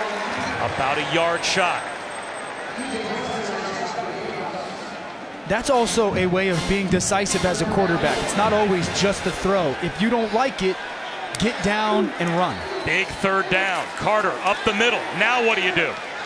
He's short of the 1st down. Is it another field goal attempt for North Carolina? Or 4th down and a half-yard to go, and you try and keep the drive alive, and here comes Javonte Williams. They're going for it. And Will Muschamp responds with the big bodies up front. You like this call? I love it. And what we've seen is that left side try to collapse the line of scrimmage, and they're going to pull a guard. That's what's worked this whole game. They'll run an option. There's a pitch to Williams. He's got the 1st down easily to the 11-yard line. To actually bring him down at the 12. But it's a 4th down conversion for the Heels. They pull the backside guard, but they run option off the end, and Javonte Williams does enough to out-leverage the defense. Sam Howell again, get the ball to your hands. Good job being decisive with it. Okay, we're down in the red zone. I'm telling you, hard run fake, wrap inside slant is there for this offense. Javonte Williams makes it 12 straight runs in the red zone. He picks up about 3, maybe 3.5 yards. Will Muschamp in South Carolina are putting 8 guys. They've got 8 defenders within 3 or 4 yards of the ball in a box. You've got 3 one-on-ones on the outside. There is the opportunity to throw the ball. North Carolina is going to have to trust their young quarterback. Here's Sam Howell. The first throw in the red zone's a completion. Toe Groves to about the 5-yard line. Another very important 3rd down coming. 3rd down and 3 from the 5. And I think that North Carolina is committed again to this being 4-down territory. I've been touting the throw down in the red zone. If I'm them, I'm running it here. I've run the ball so well. Now, does Longo have another variable off of that formation that they've been in so much where they've handed off and pulled the guard? We'll see.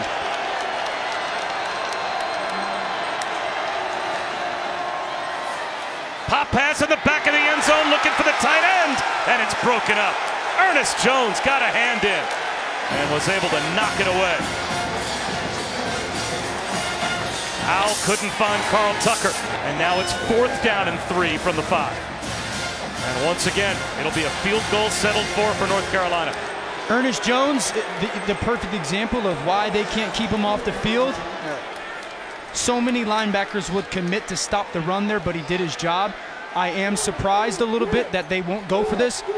But if you're honest, another great job by the South Carolina defense, not breaking, and a really impressive drive by North Carolina's offense. Noah Ruggles knocks it through from short range, and we've got a 4-point game. So Mack Brown sees his team get 3 more. They were looking for 7. Sam Howell, off play action, tried to find Carl Tucker. That close to a touchdown. Great play by Ernest Jones. Sam Howell's mom, frustrated.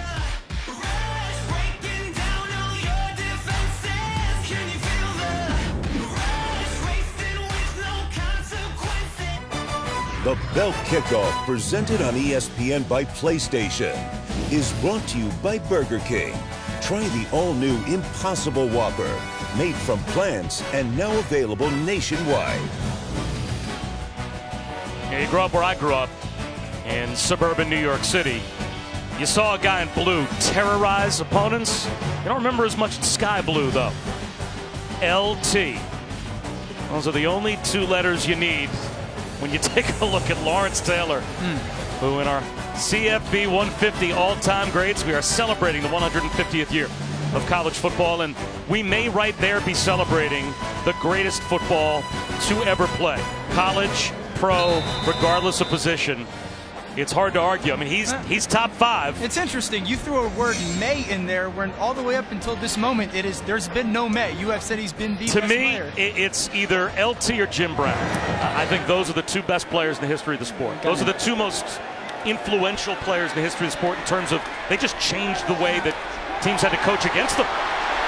Shi Smith, heck of a return to the sideline.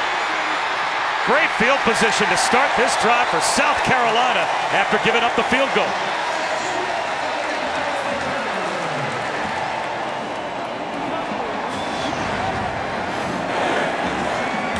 Does an outstanding job of making the first guy miss.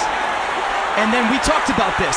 These teams don't practice special teams to the ground at all in training camp. What special teams unit could make the play because of that? Shi Smith rises to the occasion. Now will Jake Bentley take a shot, as he is at the 36-yard line setting up shop. Instead it's Tavian Feaster. Brought down behind the line, lost a couple of yards. Aaron Crawford with the stop. Guys, depth, stamina, conditioning can all become a big factor here in the second half on a hot and sunny day in Charlotte. And keep in mind, it's advantage South Carolina right now. They're over there in the shade and will be for the rest of this half, while North Carolina, their benches are all in the sun. It's a significant difference when you're in the shade versus the sun here. We'll see if it impacts things in the second half. Tavian Feaster moved the pile for 3, maybe 4 yards. So now it is 3rd down and long, and you can hear the South Carolina fans starting to get a little agitated, thinking that their play calling might be too conservative. I'm surprised by it. I know Brian McClendon, their offensive coordinator, said we want to be hard-headed in the run.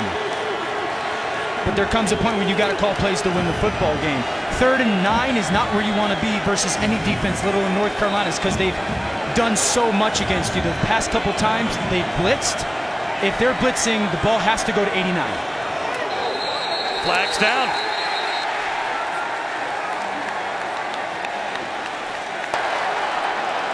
False start. Offense, number 50. 5-yard penalty. 3rd down. Listen, this North Carolina sideline, in comparison to South Carolina's, is very different. They're starting to feel we can win this game, where South Carolina's going, uh-oh, we better wake up. Well, for South Carolina, this is the 3rd time in the game they have begun a possession in plus territory. And they've only got 13 points on the board. And now faced with 3rd and long. 4-man rush. Bentley over the middle. Right at the first down marker. Kyle Markway. He makes a diving catch to the 25. What a big 3rd down conversion for the Gamecocks. Outstanding job by Bentley, seeing they kind of leave Markway uncovered. Good job getting the ball in his hands, and then Markway with a tough catch and contact. Swing pass to Tavian Feaster, but this play killed at the line again.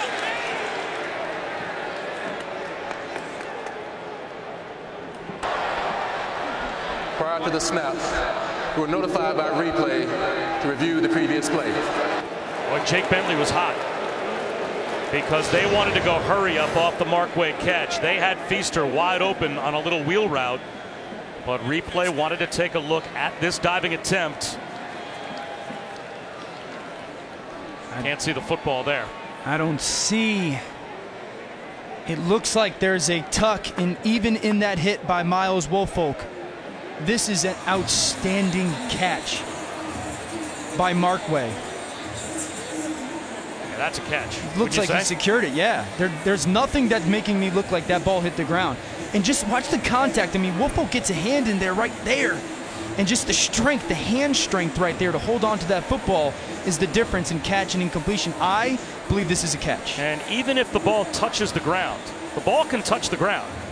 If in the opinion of the officials you have secured the ball and you've got complete control of it, the ball can touch the ground. It could still be a catch.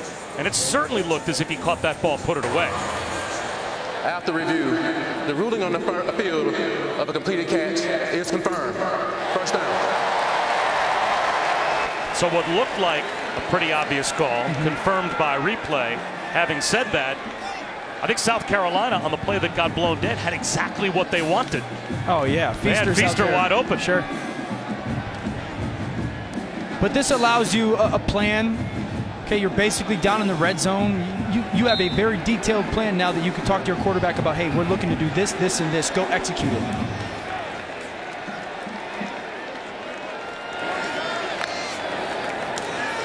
Feaster up the middle.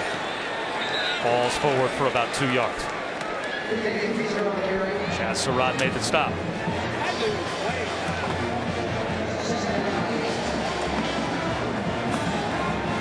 Trainers on the North Carolina sideline looking at the throwing hand or forearm of Sam Howell. So we'll keep our eyes on that for their next possession.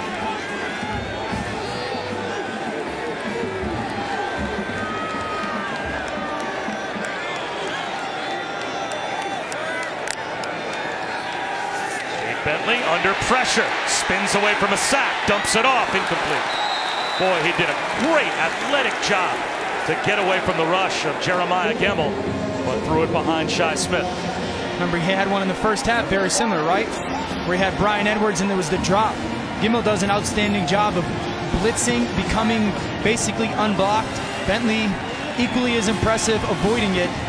But the drop or the missed throw now leads to 3rd and 8, and we've talked about Jay Bateman and his North Carolina defense. South Carolina might try and pop a screen here. With all these bodies up in the line of scrimmage, okay, empty the protection, clear up the picture, you got a bunch of one-on-ones. Got him. Up the seam, wide open on 3rd down. It's a walk-in touchdown for Kyle Markway, who made the 2 biggest catches on that drive.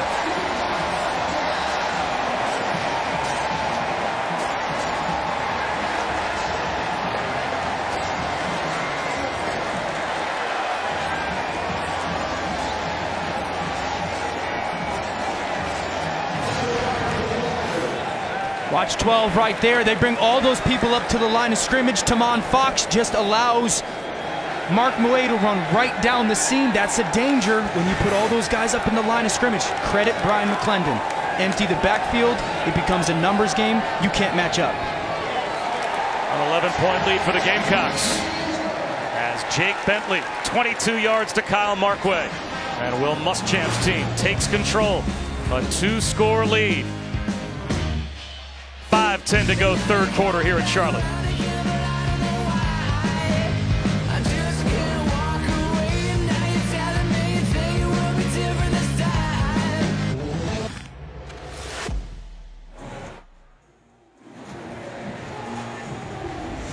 Bob Wischusen, Dan Orlovsky, Allison Williams back here in Charlotte.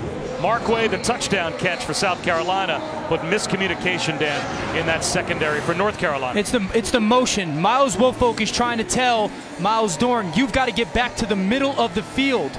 Look at the communication right here, telling him, get back there to the middle of the field. Because of those 3 receivers into the boundary, Miles Dorn never gets there. Tamon Fox is supposed to allow him to go. Touchdown, South Carolina. The fact that they moved the back out of the backfield forced the communication, and it wasn't good enough. And a Touchback on the kickoff as we answer our Aflac trivia question.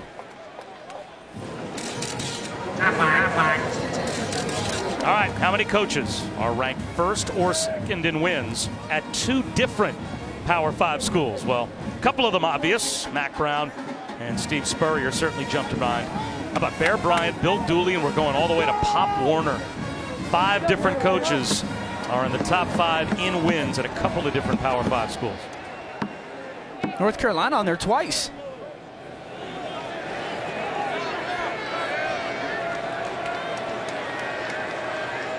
How does the freshman Sam Howell respond? Down by 2 scores. And they're going to run it with Michael Carter.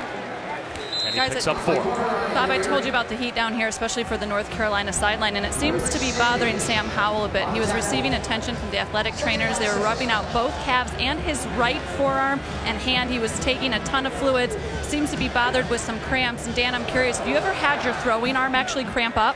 I have. The worst thing is what it does to affect your grip. You know, you just don't feel confident gripping the football.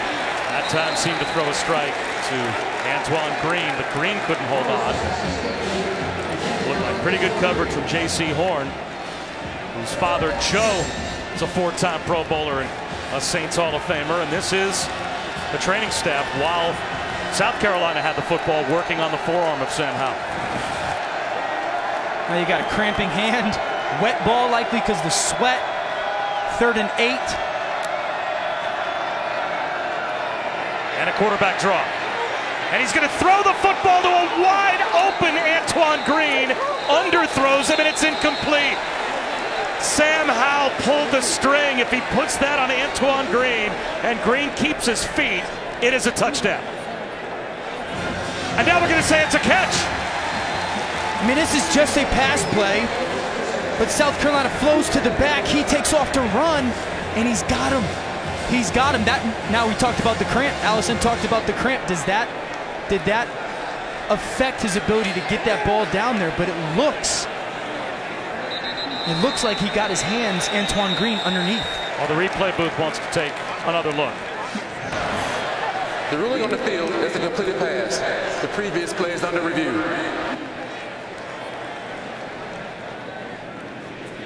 So it should have been an easy touchdown. At first ruled incomplete, then the officials got together. The ruling on the field is complete. And now the replay booth wants to take another look. Looks like he gets his right hand underneath the football right there.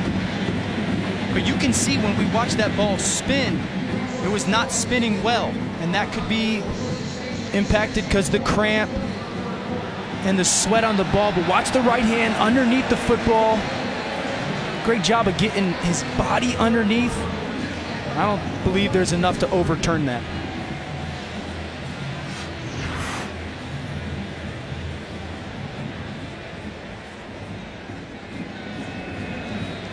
It's a game-changing decision, and I agree with you. The ruling on the field that they came up with was a completed pass, and it looks like that's what they're going to stick with. After further review, the ruling on the field stands. First down.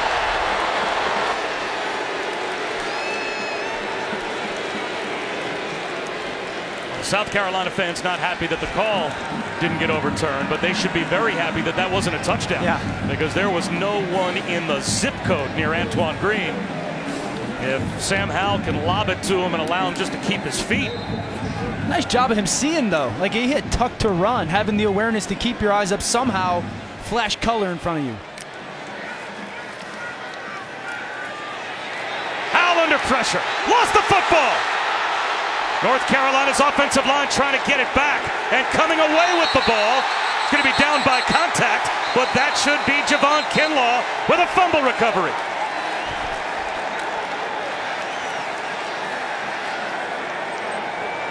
Kinlaw was on the ground when he scooped it up, so he should be down. But that is a fumble recovery for South Carolina. The defensive coach was down when he recovered the ball. He first down for the recovery spot. So Sam Howell coughs it up, a costly turnover for North Carolina. Trying to do too much. J.C. Horn gets his hands on the ball. We've seen him cough it up a couple times today.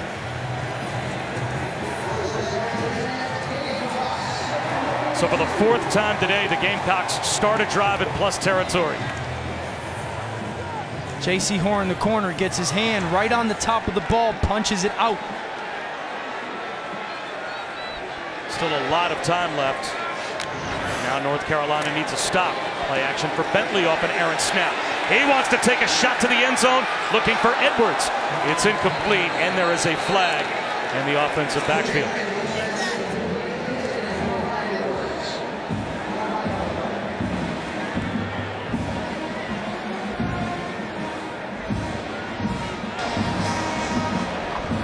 Holding. Offense, number 72. 10-yard penalty.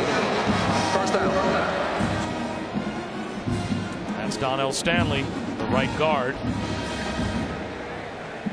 A 6th-year senior. Didn't play all the way back in 2016, a medical redshirt because of a high ankle sprain. So he was granted a 6th year of eligibility this year. He puts South Carolina back on their side of the 50, and now another penalty for a false start.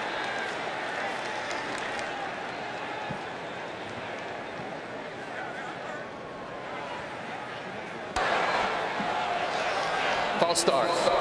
Offensive line. 5-yard penalty. First down. You want to talk about things that'll age a head coach, man. You get a turnover, you're in take a shot position, you call it, holding. Next play, false start. I know it's first game of the year, but Will Muschamp it will not be happy with that.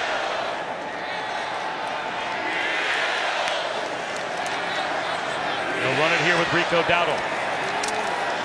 He gets walloped before he gets to the 50-yard line. Well, those 2 penalties could change the way that this game could play out, because South Carolina starting in plus territory. Now they back up. If North Carolina can force a punt, they could erase the giveaway.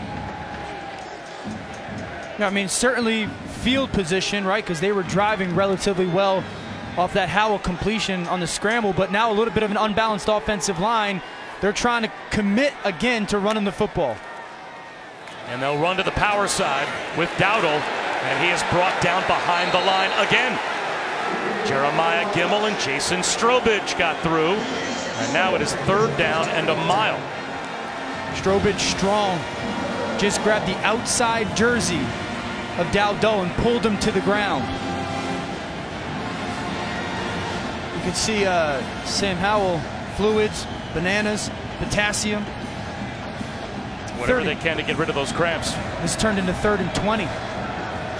You might think about taking a shot here and going, okay, Brian Edwards, will you go make a play?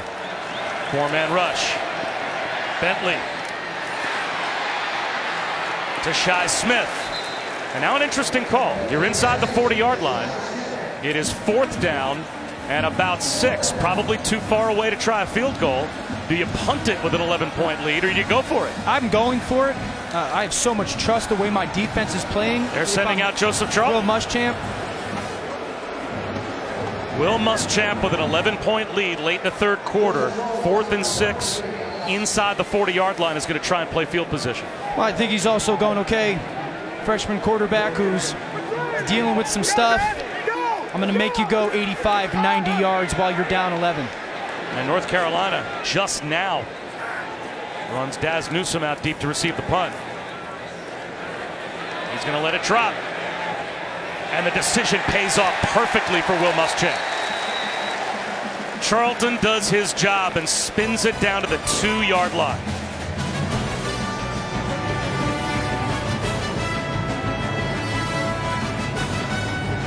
Look at this week's college football playoff rankings, brought to you by Chick-fil-A.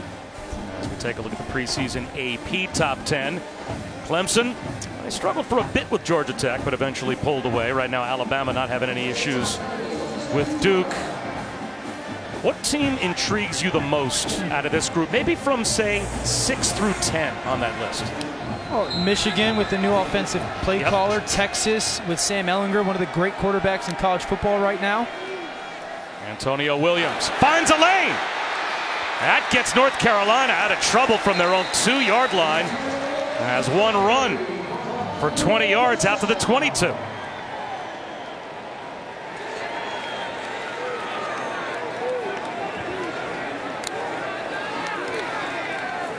Little hitch to Daz Newsome. Spins for another first down. I like it. Come out, run the football. South Carolina some bad eye discipline with their linebackers. Quick tempo, RPO. Daz Newsome's a guy, number 5. He's got to get the ball more. He's a playmaker in space. Get him the ball different ways right now. Another run by Antonio Williams. And he trucks his way for 9 more yards out to the 41. Jamias Williams brought him down but paid the price to do so. Final minute of play in the third quarter. North Carolina with 3 field goals. But they are still very much in this game, down by 11.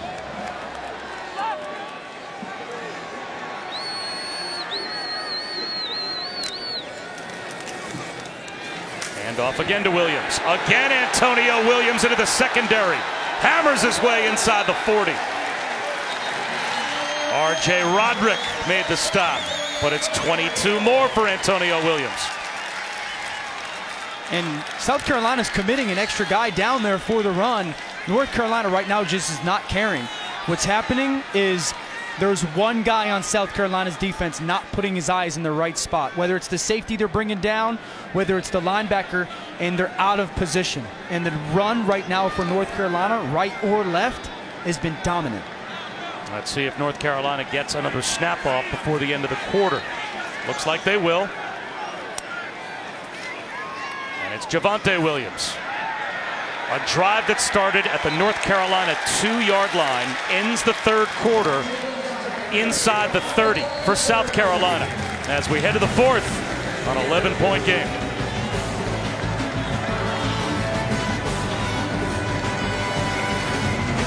Shoes and Dan Orlovsky. Allison Williams back in Charlotte at the bell kickoff between South Carolina and North Carolina.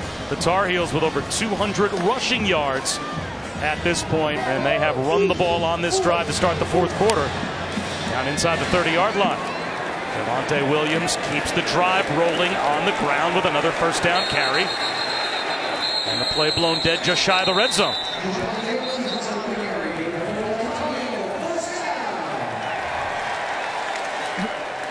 When we talked to Phil Longo and Mac Brown, they made it simple, like we have to run it.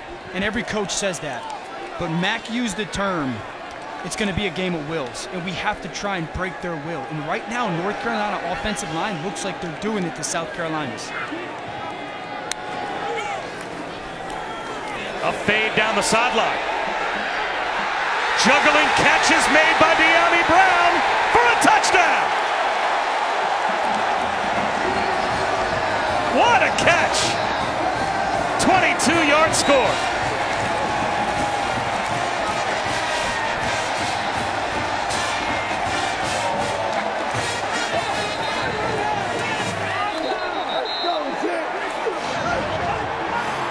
The X Factor, Dyami Brown. Sam Howell, give me a shot. Just enough to get a fingertip on it. And then roll underneath the ball. Get underneath the ball. What a great catch. Someone had to go make a play. Dyami Brown rises up. Sam Howell puts enough air to get it up over 24 Mukwamu. Outstanding eye control, balance, hand-eye coordination by Dyami Brown. Now Jordan Tucker, the right tackle, cramped up. So he's being looked at by the training staff. Originally, Mac Brown sent the field goal unit out to try an extra point. Now they're pulling that group off the field. It's the fourth quarter. You're down by 5. You go for 2 here and get it. It's a 3-point game. And it's almost like the cramps of Jordan Tucker stopped the game and gave the North Carolina sideline a chance to talk this over and rethink their decision. And now they got their offense buckling their chin straps back up, I think, to go out there and try a 2-point conversion. A big part of it is when you go into games as a play caller and a game planner, are there plays in this 2 or 3 yard line situation that you love? That you can go to Mac Brown, if you're Phil Long, and go, hey coach, we get down here, this play in this situation, I'm telling you, it'll score 99 out of 100 times. If you have that play, if you saw something on tape, this is the moment where you use it. Is he going to leave the kicking group in to try an extra point, make it a 4-point game? Or will North Carolina go for 2 and try and cut the lead down to 3. Let's see what personnel group comes on the field. A bunch of big bodies are out there from an offensive line standpoint. And it looks like they're kicking it.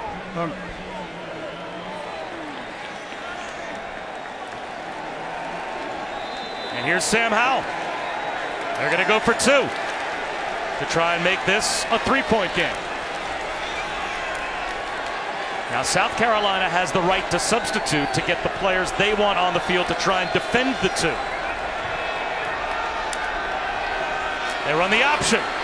Howell keeps it himself into the end zone. And they've got the 2.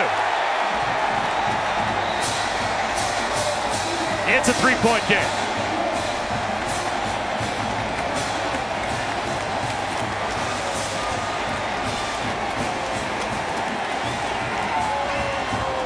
The kicking group was on the field. That cramp by Jordan Tucker gave them a chance to talk it over and change their decision.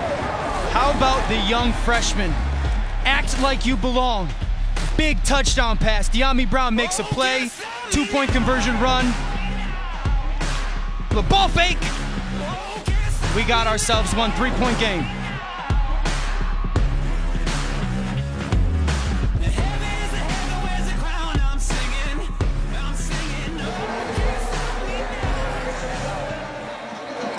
Back in Charlotte, right down the street from the NASCAR Hall of Fame. Appropriate because Sam Howell has his own personal pit crew working on him on the sideline. They are changing the tires. They are filling them up with gas. And there's only one game on Monday night, and we'll have it college style. It's Brian Kelly and number 9 Notre Dame taking on Louisville. Scott Satterfield's debut game for the Cardinals. It's 8 Eastern from Cardinal Stadium on ESPN and the ESPN app. Howell gets to the sideline, and it's like 6 guys jump over the wall and start working on it. Short kickoff to Shi Smith. Out to about the 25-yard line. Another update with Matt Barry.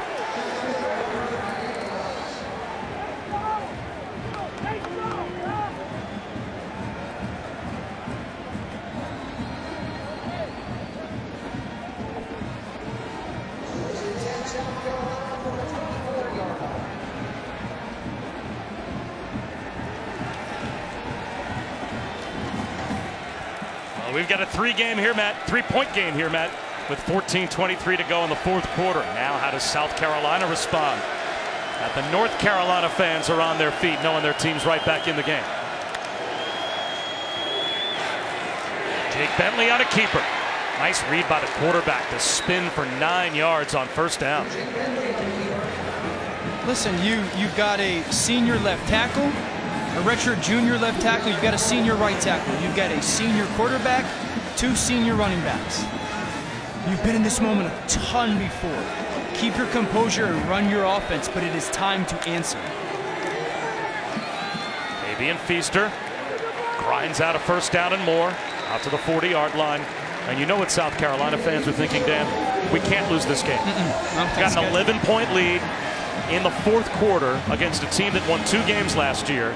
And still to come on our schedule, we play Alabama, Kentucky, Georgia, Florida, A&M, Clemson. They've got the hardest schedule in college football. Feaster picks up 2 yards. DeAndre Hollins made the tackle. To your point with that schedule, you asked Will Muschamp about it, and he says, just a chance for us to be great. Is a chance for South Carolina and greatness. It doesn't even give you the opportunity unless you come away with the win here today.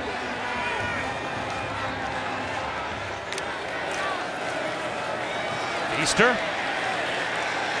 It'll be 3rd down after a 3-yard gain. Very important 3rd and 5 coming as we're a little over 2 minutes into the 4th quarter.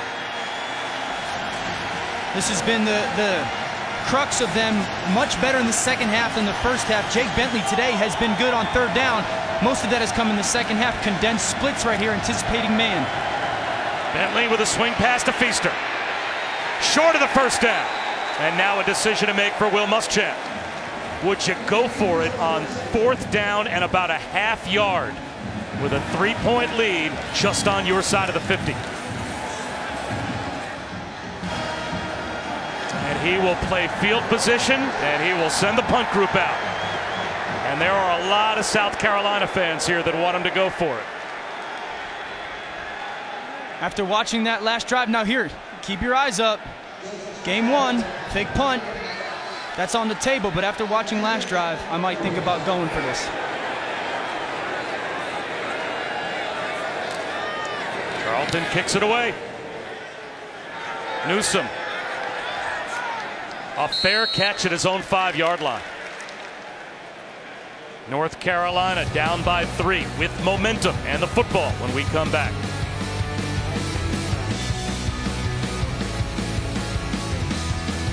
The Belk Kickoff is presented on ESPN by PlayStation 4, the best place to play, and in part by the new Duracell Optima.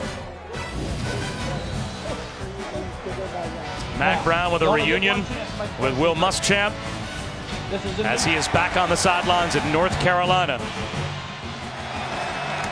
And he's got a team down by 3 starting at their own 5-yard line after they went on a 98-yard drive on their last possession. And they'll run it with Michael Carter, and this time it's a negative play. DJ Wanham got through and brought him down for a loss of a couple. That's the eye discipline that this defense last drive lacked. Wanham did not look in the wrong way. He didn't follow Sam Howell. He tacked Carter, tackle for a loss.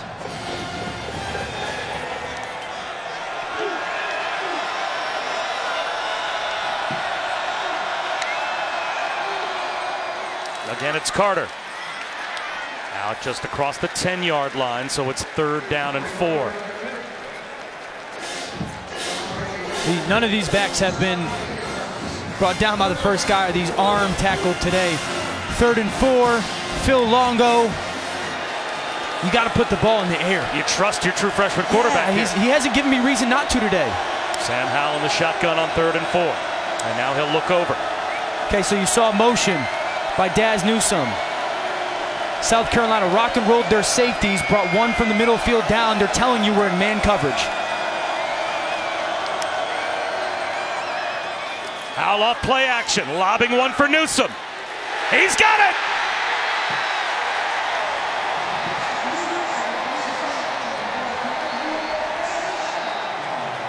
"31 yards on the 3rd down conversion.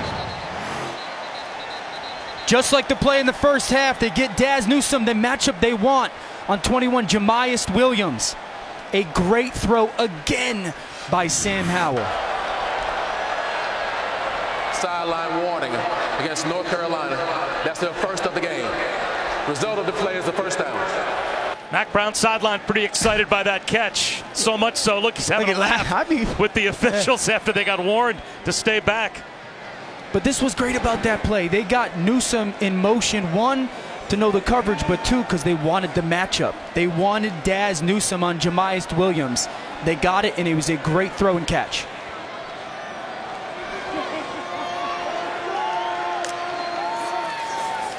Action again for Howell. Avoids a sack. Extends the play. Fires one into traffic. Did he squeeze it through? J.C. Horn had a chance at a pick. Somehow the ball found its way to Daz Newsome for another big running catch to the 35-yard line. No.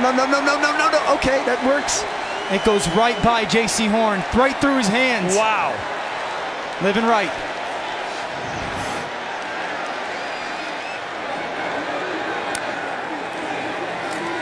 Screen. Javonte Williams gets a block. Powers his way close to another first down.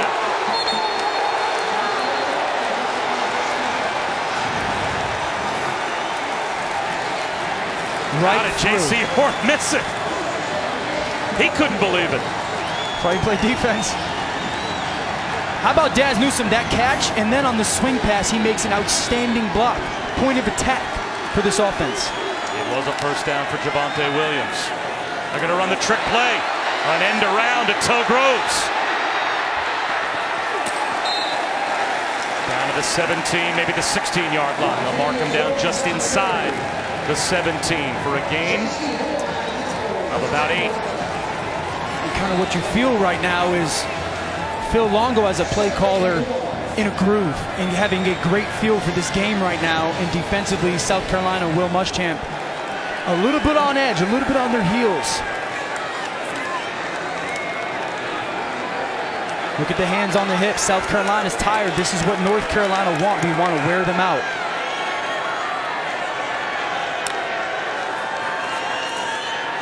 Taking a shot to the end zone. Climbing the ladder, Bo Corrales for the touchdown.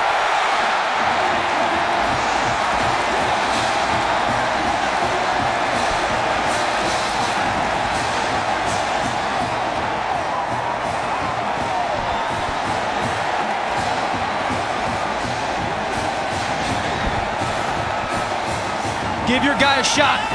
Bo Corrales, go use that 6'4" frame on the true freshman, John Dixon. That's what running the ball does though. Okay, I gotta play one-on-one on the outside. I gotta commit more people. How about Sam Howell, back-to-back, 98, 95-yard drives.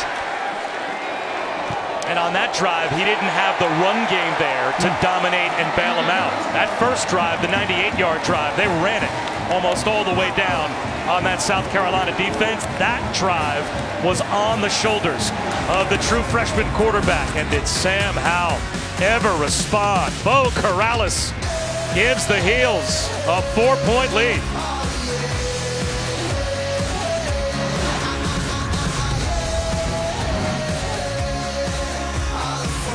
It ever back tonight on ABC. Heisman hopeful Justin Herbert, number 11 Oregon, taking on number 16 Auburn in Arlington at AT&T Stadium. 7:30 Eastern. Our coverage begins. You can always watch it live on the ESPN app from anywhere. Saturday Night Football tonight, presented by Wells Fargo. How does South Carolina respond now that they've lost the lead? They'll start at their own 25 after we check in with Matt Barry again.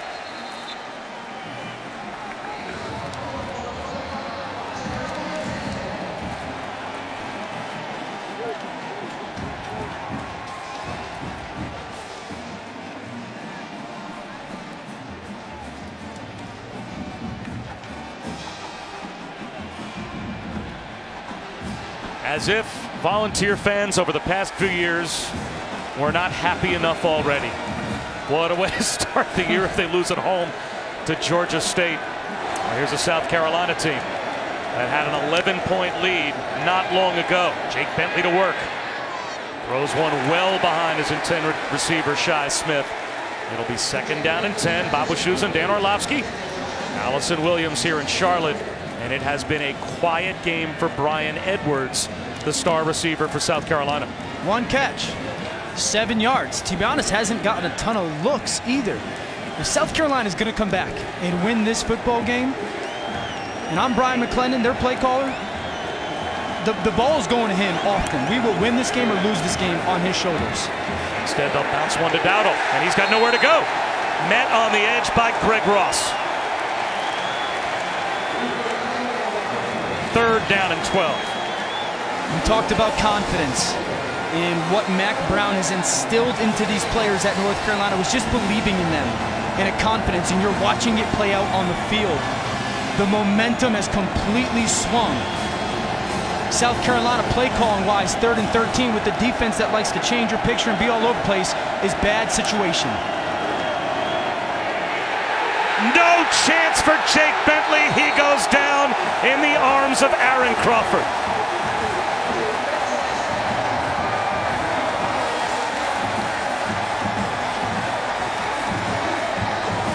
Crawford has been outstanding in this game, in the run game. But what Jay Bateman did right there to get him a one-on-one block, tough guy to block one-on-one being so powerful. Just watch the power here. He gets the edge of the center. Hank Manos. 3rd and 13, you have no shot there as an offensive lineman against an outstanding player like Aaron Crawford.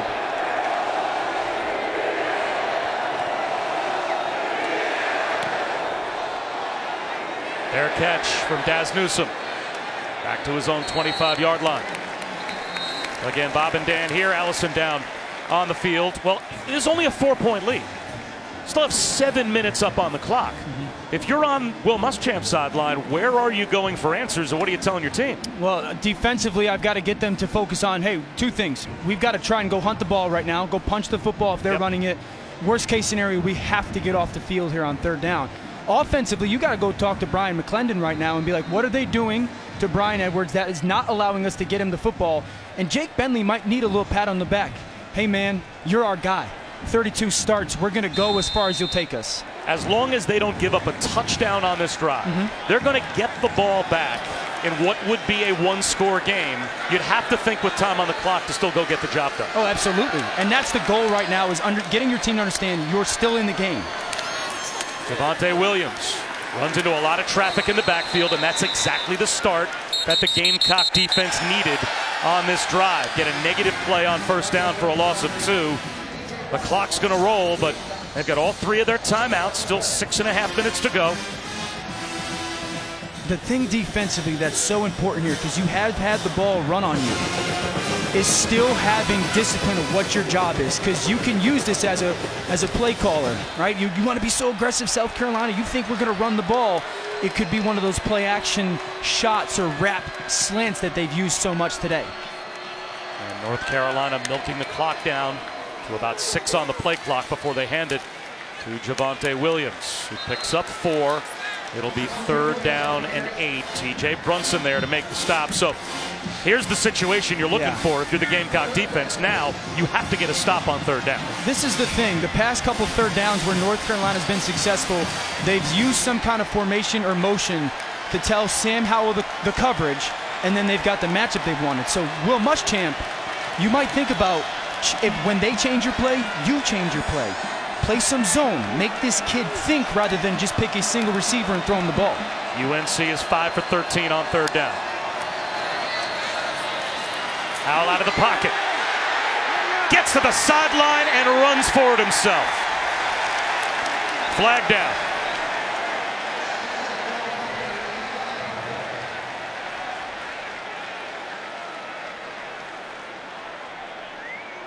The Tar Heels think it's on the Gamecocks.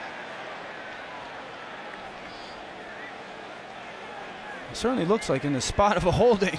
I would think it would have been holding, but the Heels thought it was against South Carolina.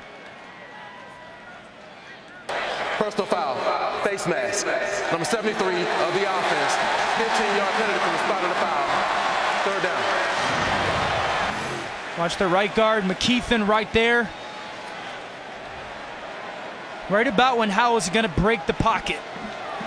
Just grabs Javon Kinlaw's face mask enough. Probably restricts him from making that play. That's the right call. Obviously a bad break for North Carolina, but the right call now. Very cautious as a play caller, protecting the football. Now does this not have shotgun snap to Sam Howell, hand it off to Javonte Williams written all over it? Just let your defense go play again on 3rd down and 20. And he's going to throw it. And he's going to take a long shot to the sideline, short of the first down, to De'Ami Brown, but a good throw. That's an NFL throw outside the numbers and does buy some real estate for the punt group.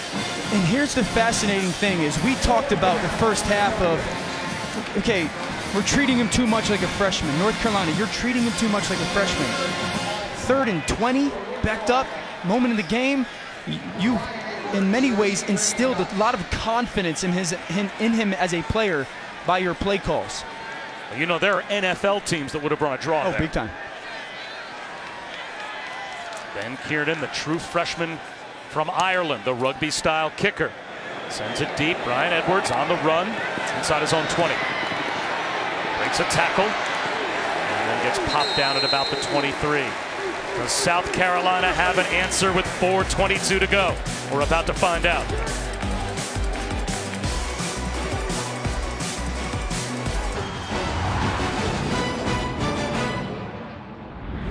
You only get one chance to make a first impression. This is a new team. This team has never played. This coaching staff has never been together. So this family, for the first time, is going to show millions of people who we are. And you look around the room a little bit, all of you are here for a reason. Why? You figure out why we brought you, and you just do your job. That's it. We don't need anything else out of you. In fact, if you try to do too much, you'll mess it up. Just do your job. The pregame speech of Mack Brown, his first back on the sideline. And the first time back at North Carolina in 21 years. His team seemed to get the message. Now it's on South Carolina and Jake Bentley to go to work in a 4-point game. Incomplete. Looking for Brian Edwards on the cross.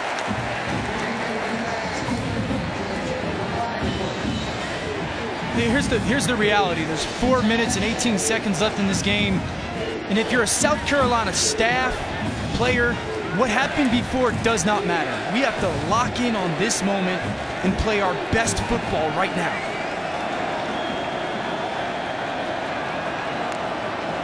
Four-man rush, and Bentley still out of the pocket.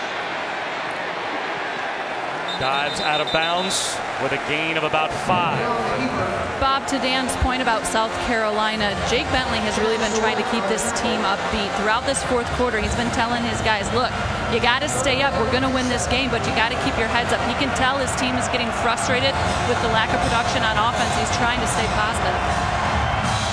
Well, he needs to keep them focused here on 3rd down and 7 from his own 26. He's got Edwards up top, and he's in one-on-one man coverage.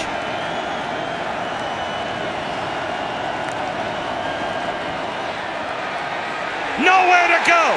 Bentley out of the pocket. He's just going to heave one downfield. Shi Smith interfered with. What a play by Bentley to avoid the sack and keep the play alive. And they're going to get pass interference. And DeAndre Hollins didn't turn around. Pass interference. Defense, number 15. 15-yard penalty. Automatic first down. We've seen this from Bentley 3 times today. It's a great pressure. Strobridge gets him in his grasp. Bentley, strong, ducks underneath and does everything he can to get the ball downfield. Great job by Shi Smith of coming back to the football, kind of forcing that contact. But that play is because Jake Bentley's toughness. There goes Bentley again. His original look wasn't there, and he didn't risk the football. Picks up a couple, but what a play he made to avoid that sack when Strobridge was all over him. And Strobridge is 285 pounds. He'll be playing on Sundays. Great strength. But let me say this, because it happened on the sack he avoided, and he's being confused right now by Jay Bateman. The defensive coordinator is in his head, and he is confused seeing coverages. Now he's going to take a shot down the sideline. Incomplete. He tried to get it to Edwards. It'll be 3rd down and 8. And there's Patrice Renee back in coverage on Edwards. That's a very important player that North Carolina got back for the second half after the first half suspension stemming from last year and the fight to close out the season against NC State. And now Brian Edwards is coming off the field. And I'm just telling you, Jay Bateman is going to send something at Jake Bentley right here, defense, because he knows he's got him. He knows he's got him seeing things he doesn't want to see. Look for a delayed pressure somewhere in one-on-one blocks. 4-man rush. Bentley looking downfield. Intercepted. Miles Woolfolk dragged down at the 10-yard line.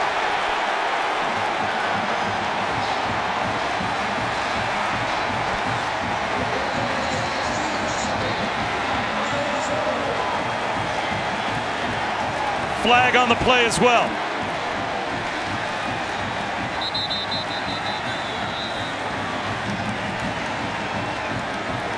The flag came out well after the interception.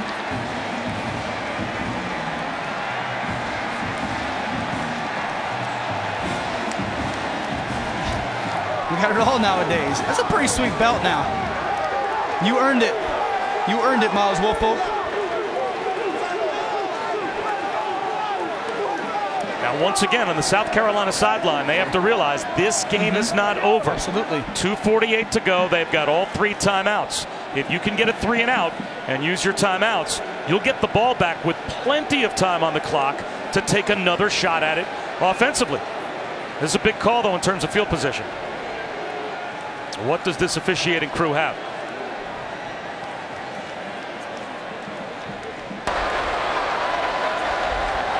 After the change of possession, personal foul, face mask against the offense, 15 yards from the end of the run.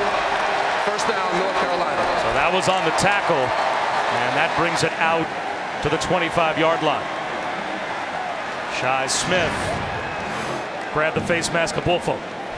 Just enough discomfort that they've applied to Jake Bentley where you just force him to make a decision where you go, what are you doing? Now credit Miles Woolfolk for staying up on top, and you see the face mask right there by Shi Smith. A little frustration. Now the Gamecocks have to get a stop and use their timeouts.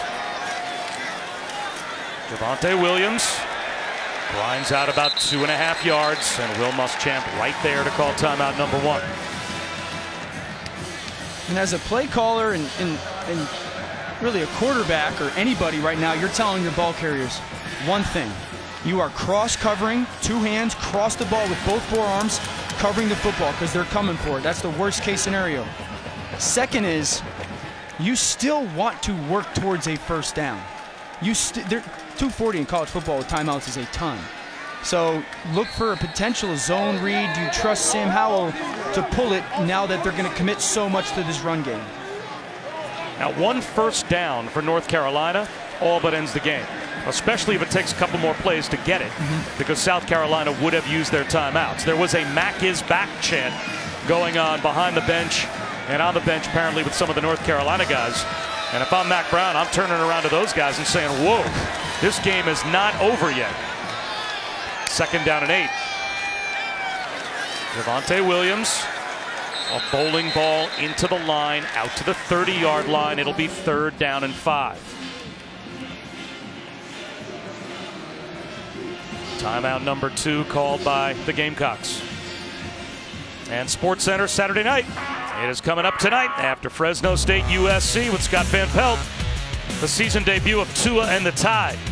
Which teams impressed him the most in week 1? Plus, Coco Gauff, highlights of her match at the US Open and the rest of the day at the Open. All that with SVP tonight. SportsCenter after college football on ESPN and the ESPN app.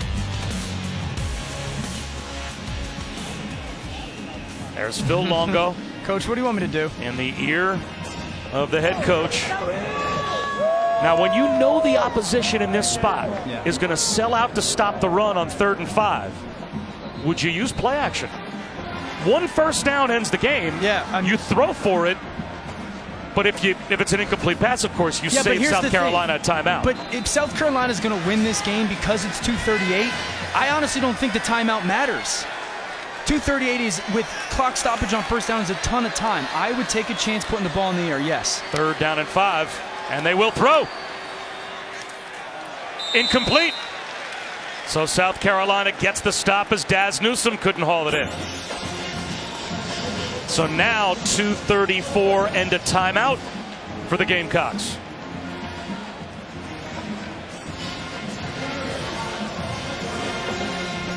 And if I'm reading Jake Bentley's lips there, he just said to his guys, we've got plenty of time. Exactly. As not ideal as this game has gone for you, it does not matter. You've got the ball with the timeout and a chance to win the game, and this is your 33rd career start.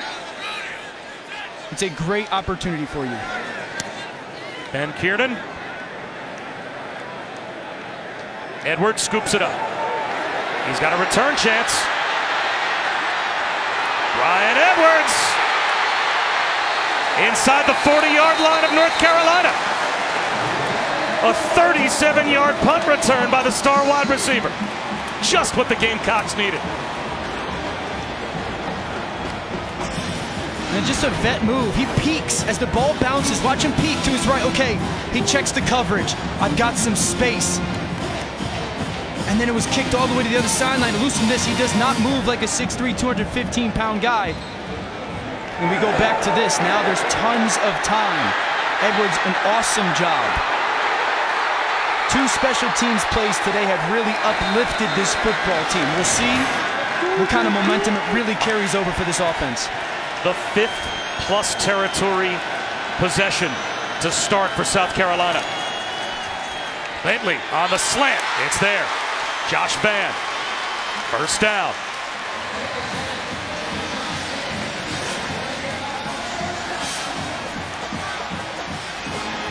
You get this empty backfield again. No one back here. They're trying to clear up the picture a little for Bentley.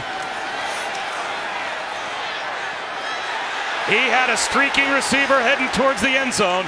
It was Shi Smith, and it sailed over his head.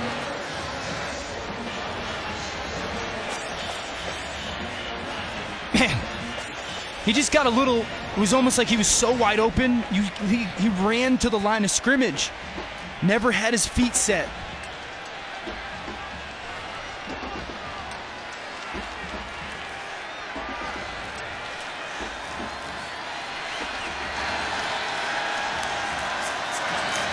Play action again for Bentley. He's going to take another shot towards Vann, and this one floats out of bounds up against the end zone sideline. 3rd down and 10.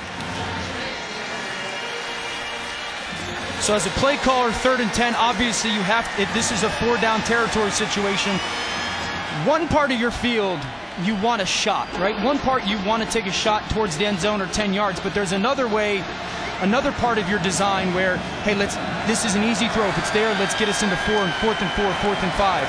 Empty backfield again, clearing up the picture for the quarterback. Intercepted again by Woolfolk. Woolfolk on the return. Into plus territory in front of an ecstatic North Carolina sideline.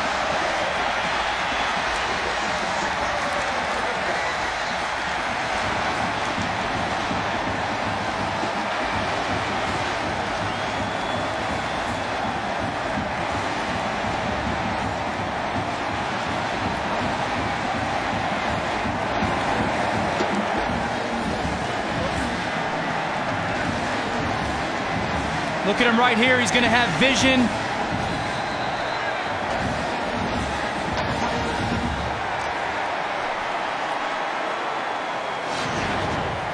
So watch Woolfolk. He's going to have vision right to Jake Bentley. Eyes on him the whole time. I'm going to drift one way, but I'm going to continue to watch you. Baited him into throwing that tight end seam cross to Markway. Vision on the quarterback the whole time. Baited him to throw it to him. Great discipline by Woolfolk. South Carolina's got 1 timeout left. North Carolina will run it with Javonte Williams. And the Gamecocks are just going to have to try to rip the ball out now, as they will stop the clock with 1:38 to go.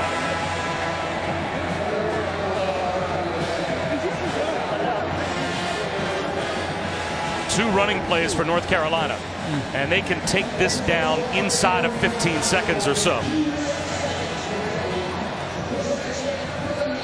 It's crazy. When Mac, in pregame, in the locker room, was talking to his team, he used the phrase we hear so much, do your job.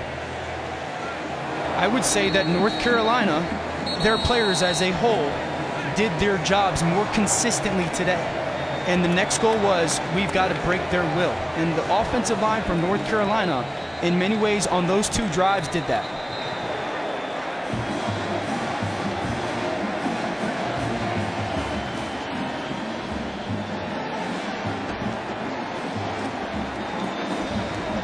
And now they're not going to take any chances running a play.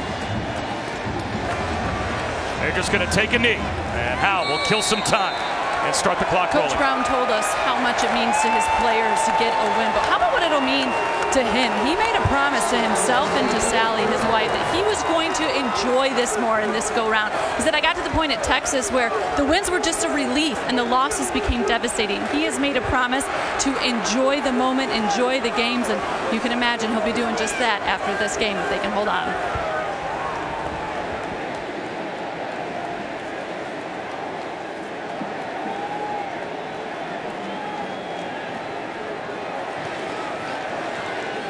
Under a minute to go. And the instruction for Sam Howell: snap it with 3 seconds left and take a knee. That's a cheap shot. And they were looking for a flag as well. Now it's 4th down, and there's about a 10-second differential between the play clock and the game clock. So you think they would probably take the clock all the way down as far as they can, North Carolina, and call a timeout. You can't blame South Carolina for running in there trying to go for the ball. That's their only hope.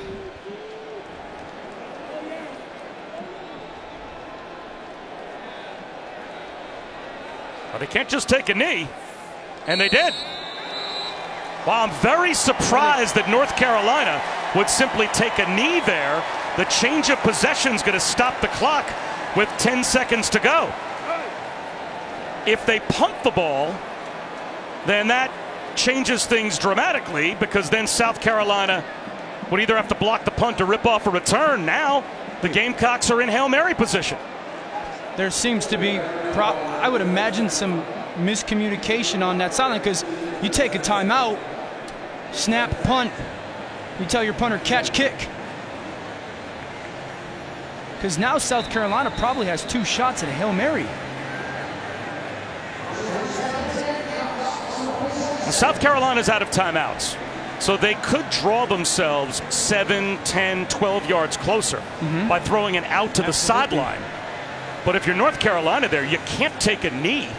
They took a knee and gave South Carolina the ball back in plus territory with 11 seconds on the clock. I got to imagine there was some miscommunication on that North Carolina sideline. And it looks like now North Carolina wants to call a timeout. First charge time out of the half, North Carolina. Because the Tar Heels just now had all of their players down near the goal line, at least 3 or 4 defensive backs, as if they were lining up for a Hail Mary. Yeah. And maybe someone on the sideline said, wait, 11 seconds is enough time to run a play, give yourself up, it'd be a first down, stop the clock.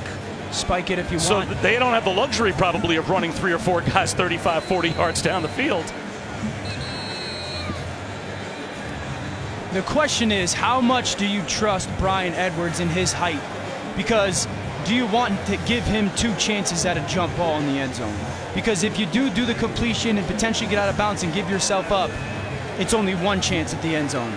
I'm going to make sure that number 5, Patrice Rene, is out to the side of Brian Edwards. And now North Carolina is deploying their troops differently. They are not dropping 3 guys down inside the 10-yard line. It's soft coverage. But Bentley is under pressure and does the thing he can't do, which is give up a sack. And the game is now going to belong to the Tar Heels. The clock runs out.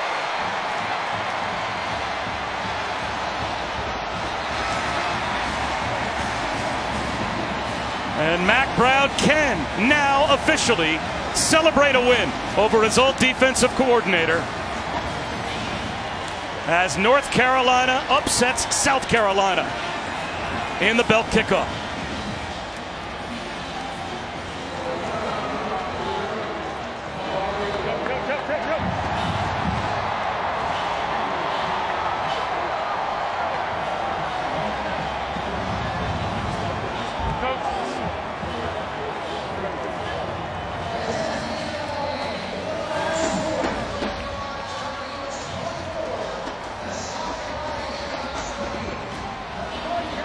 Storybook, isn't it? A 2-win team brings back one of their legendary coaches.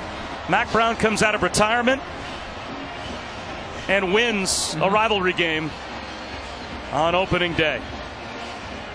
24-20 is the final. The Heels over the Gamecocks. What a way to begin the next chapter on Chapel Hill. From Mack Brown, and Allison's ready. Coach Brown, you told us yesterday you need to wear them down and get it to the 4th quarter. How did you guys take over in the 4th and final quarter? Allison, just proud of the guys.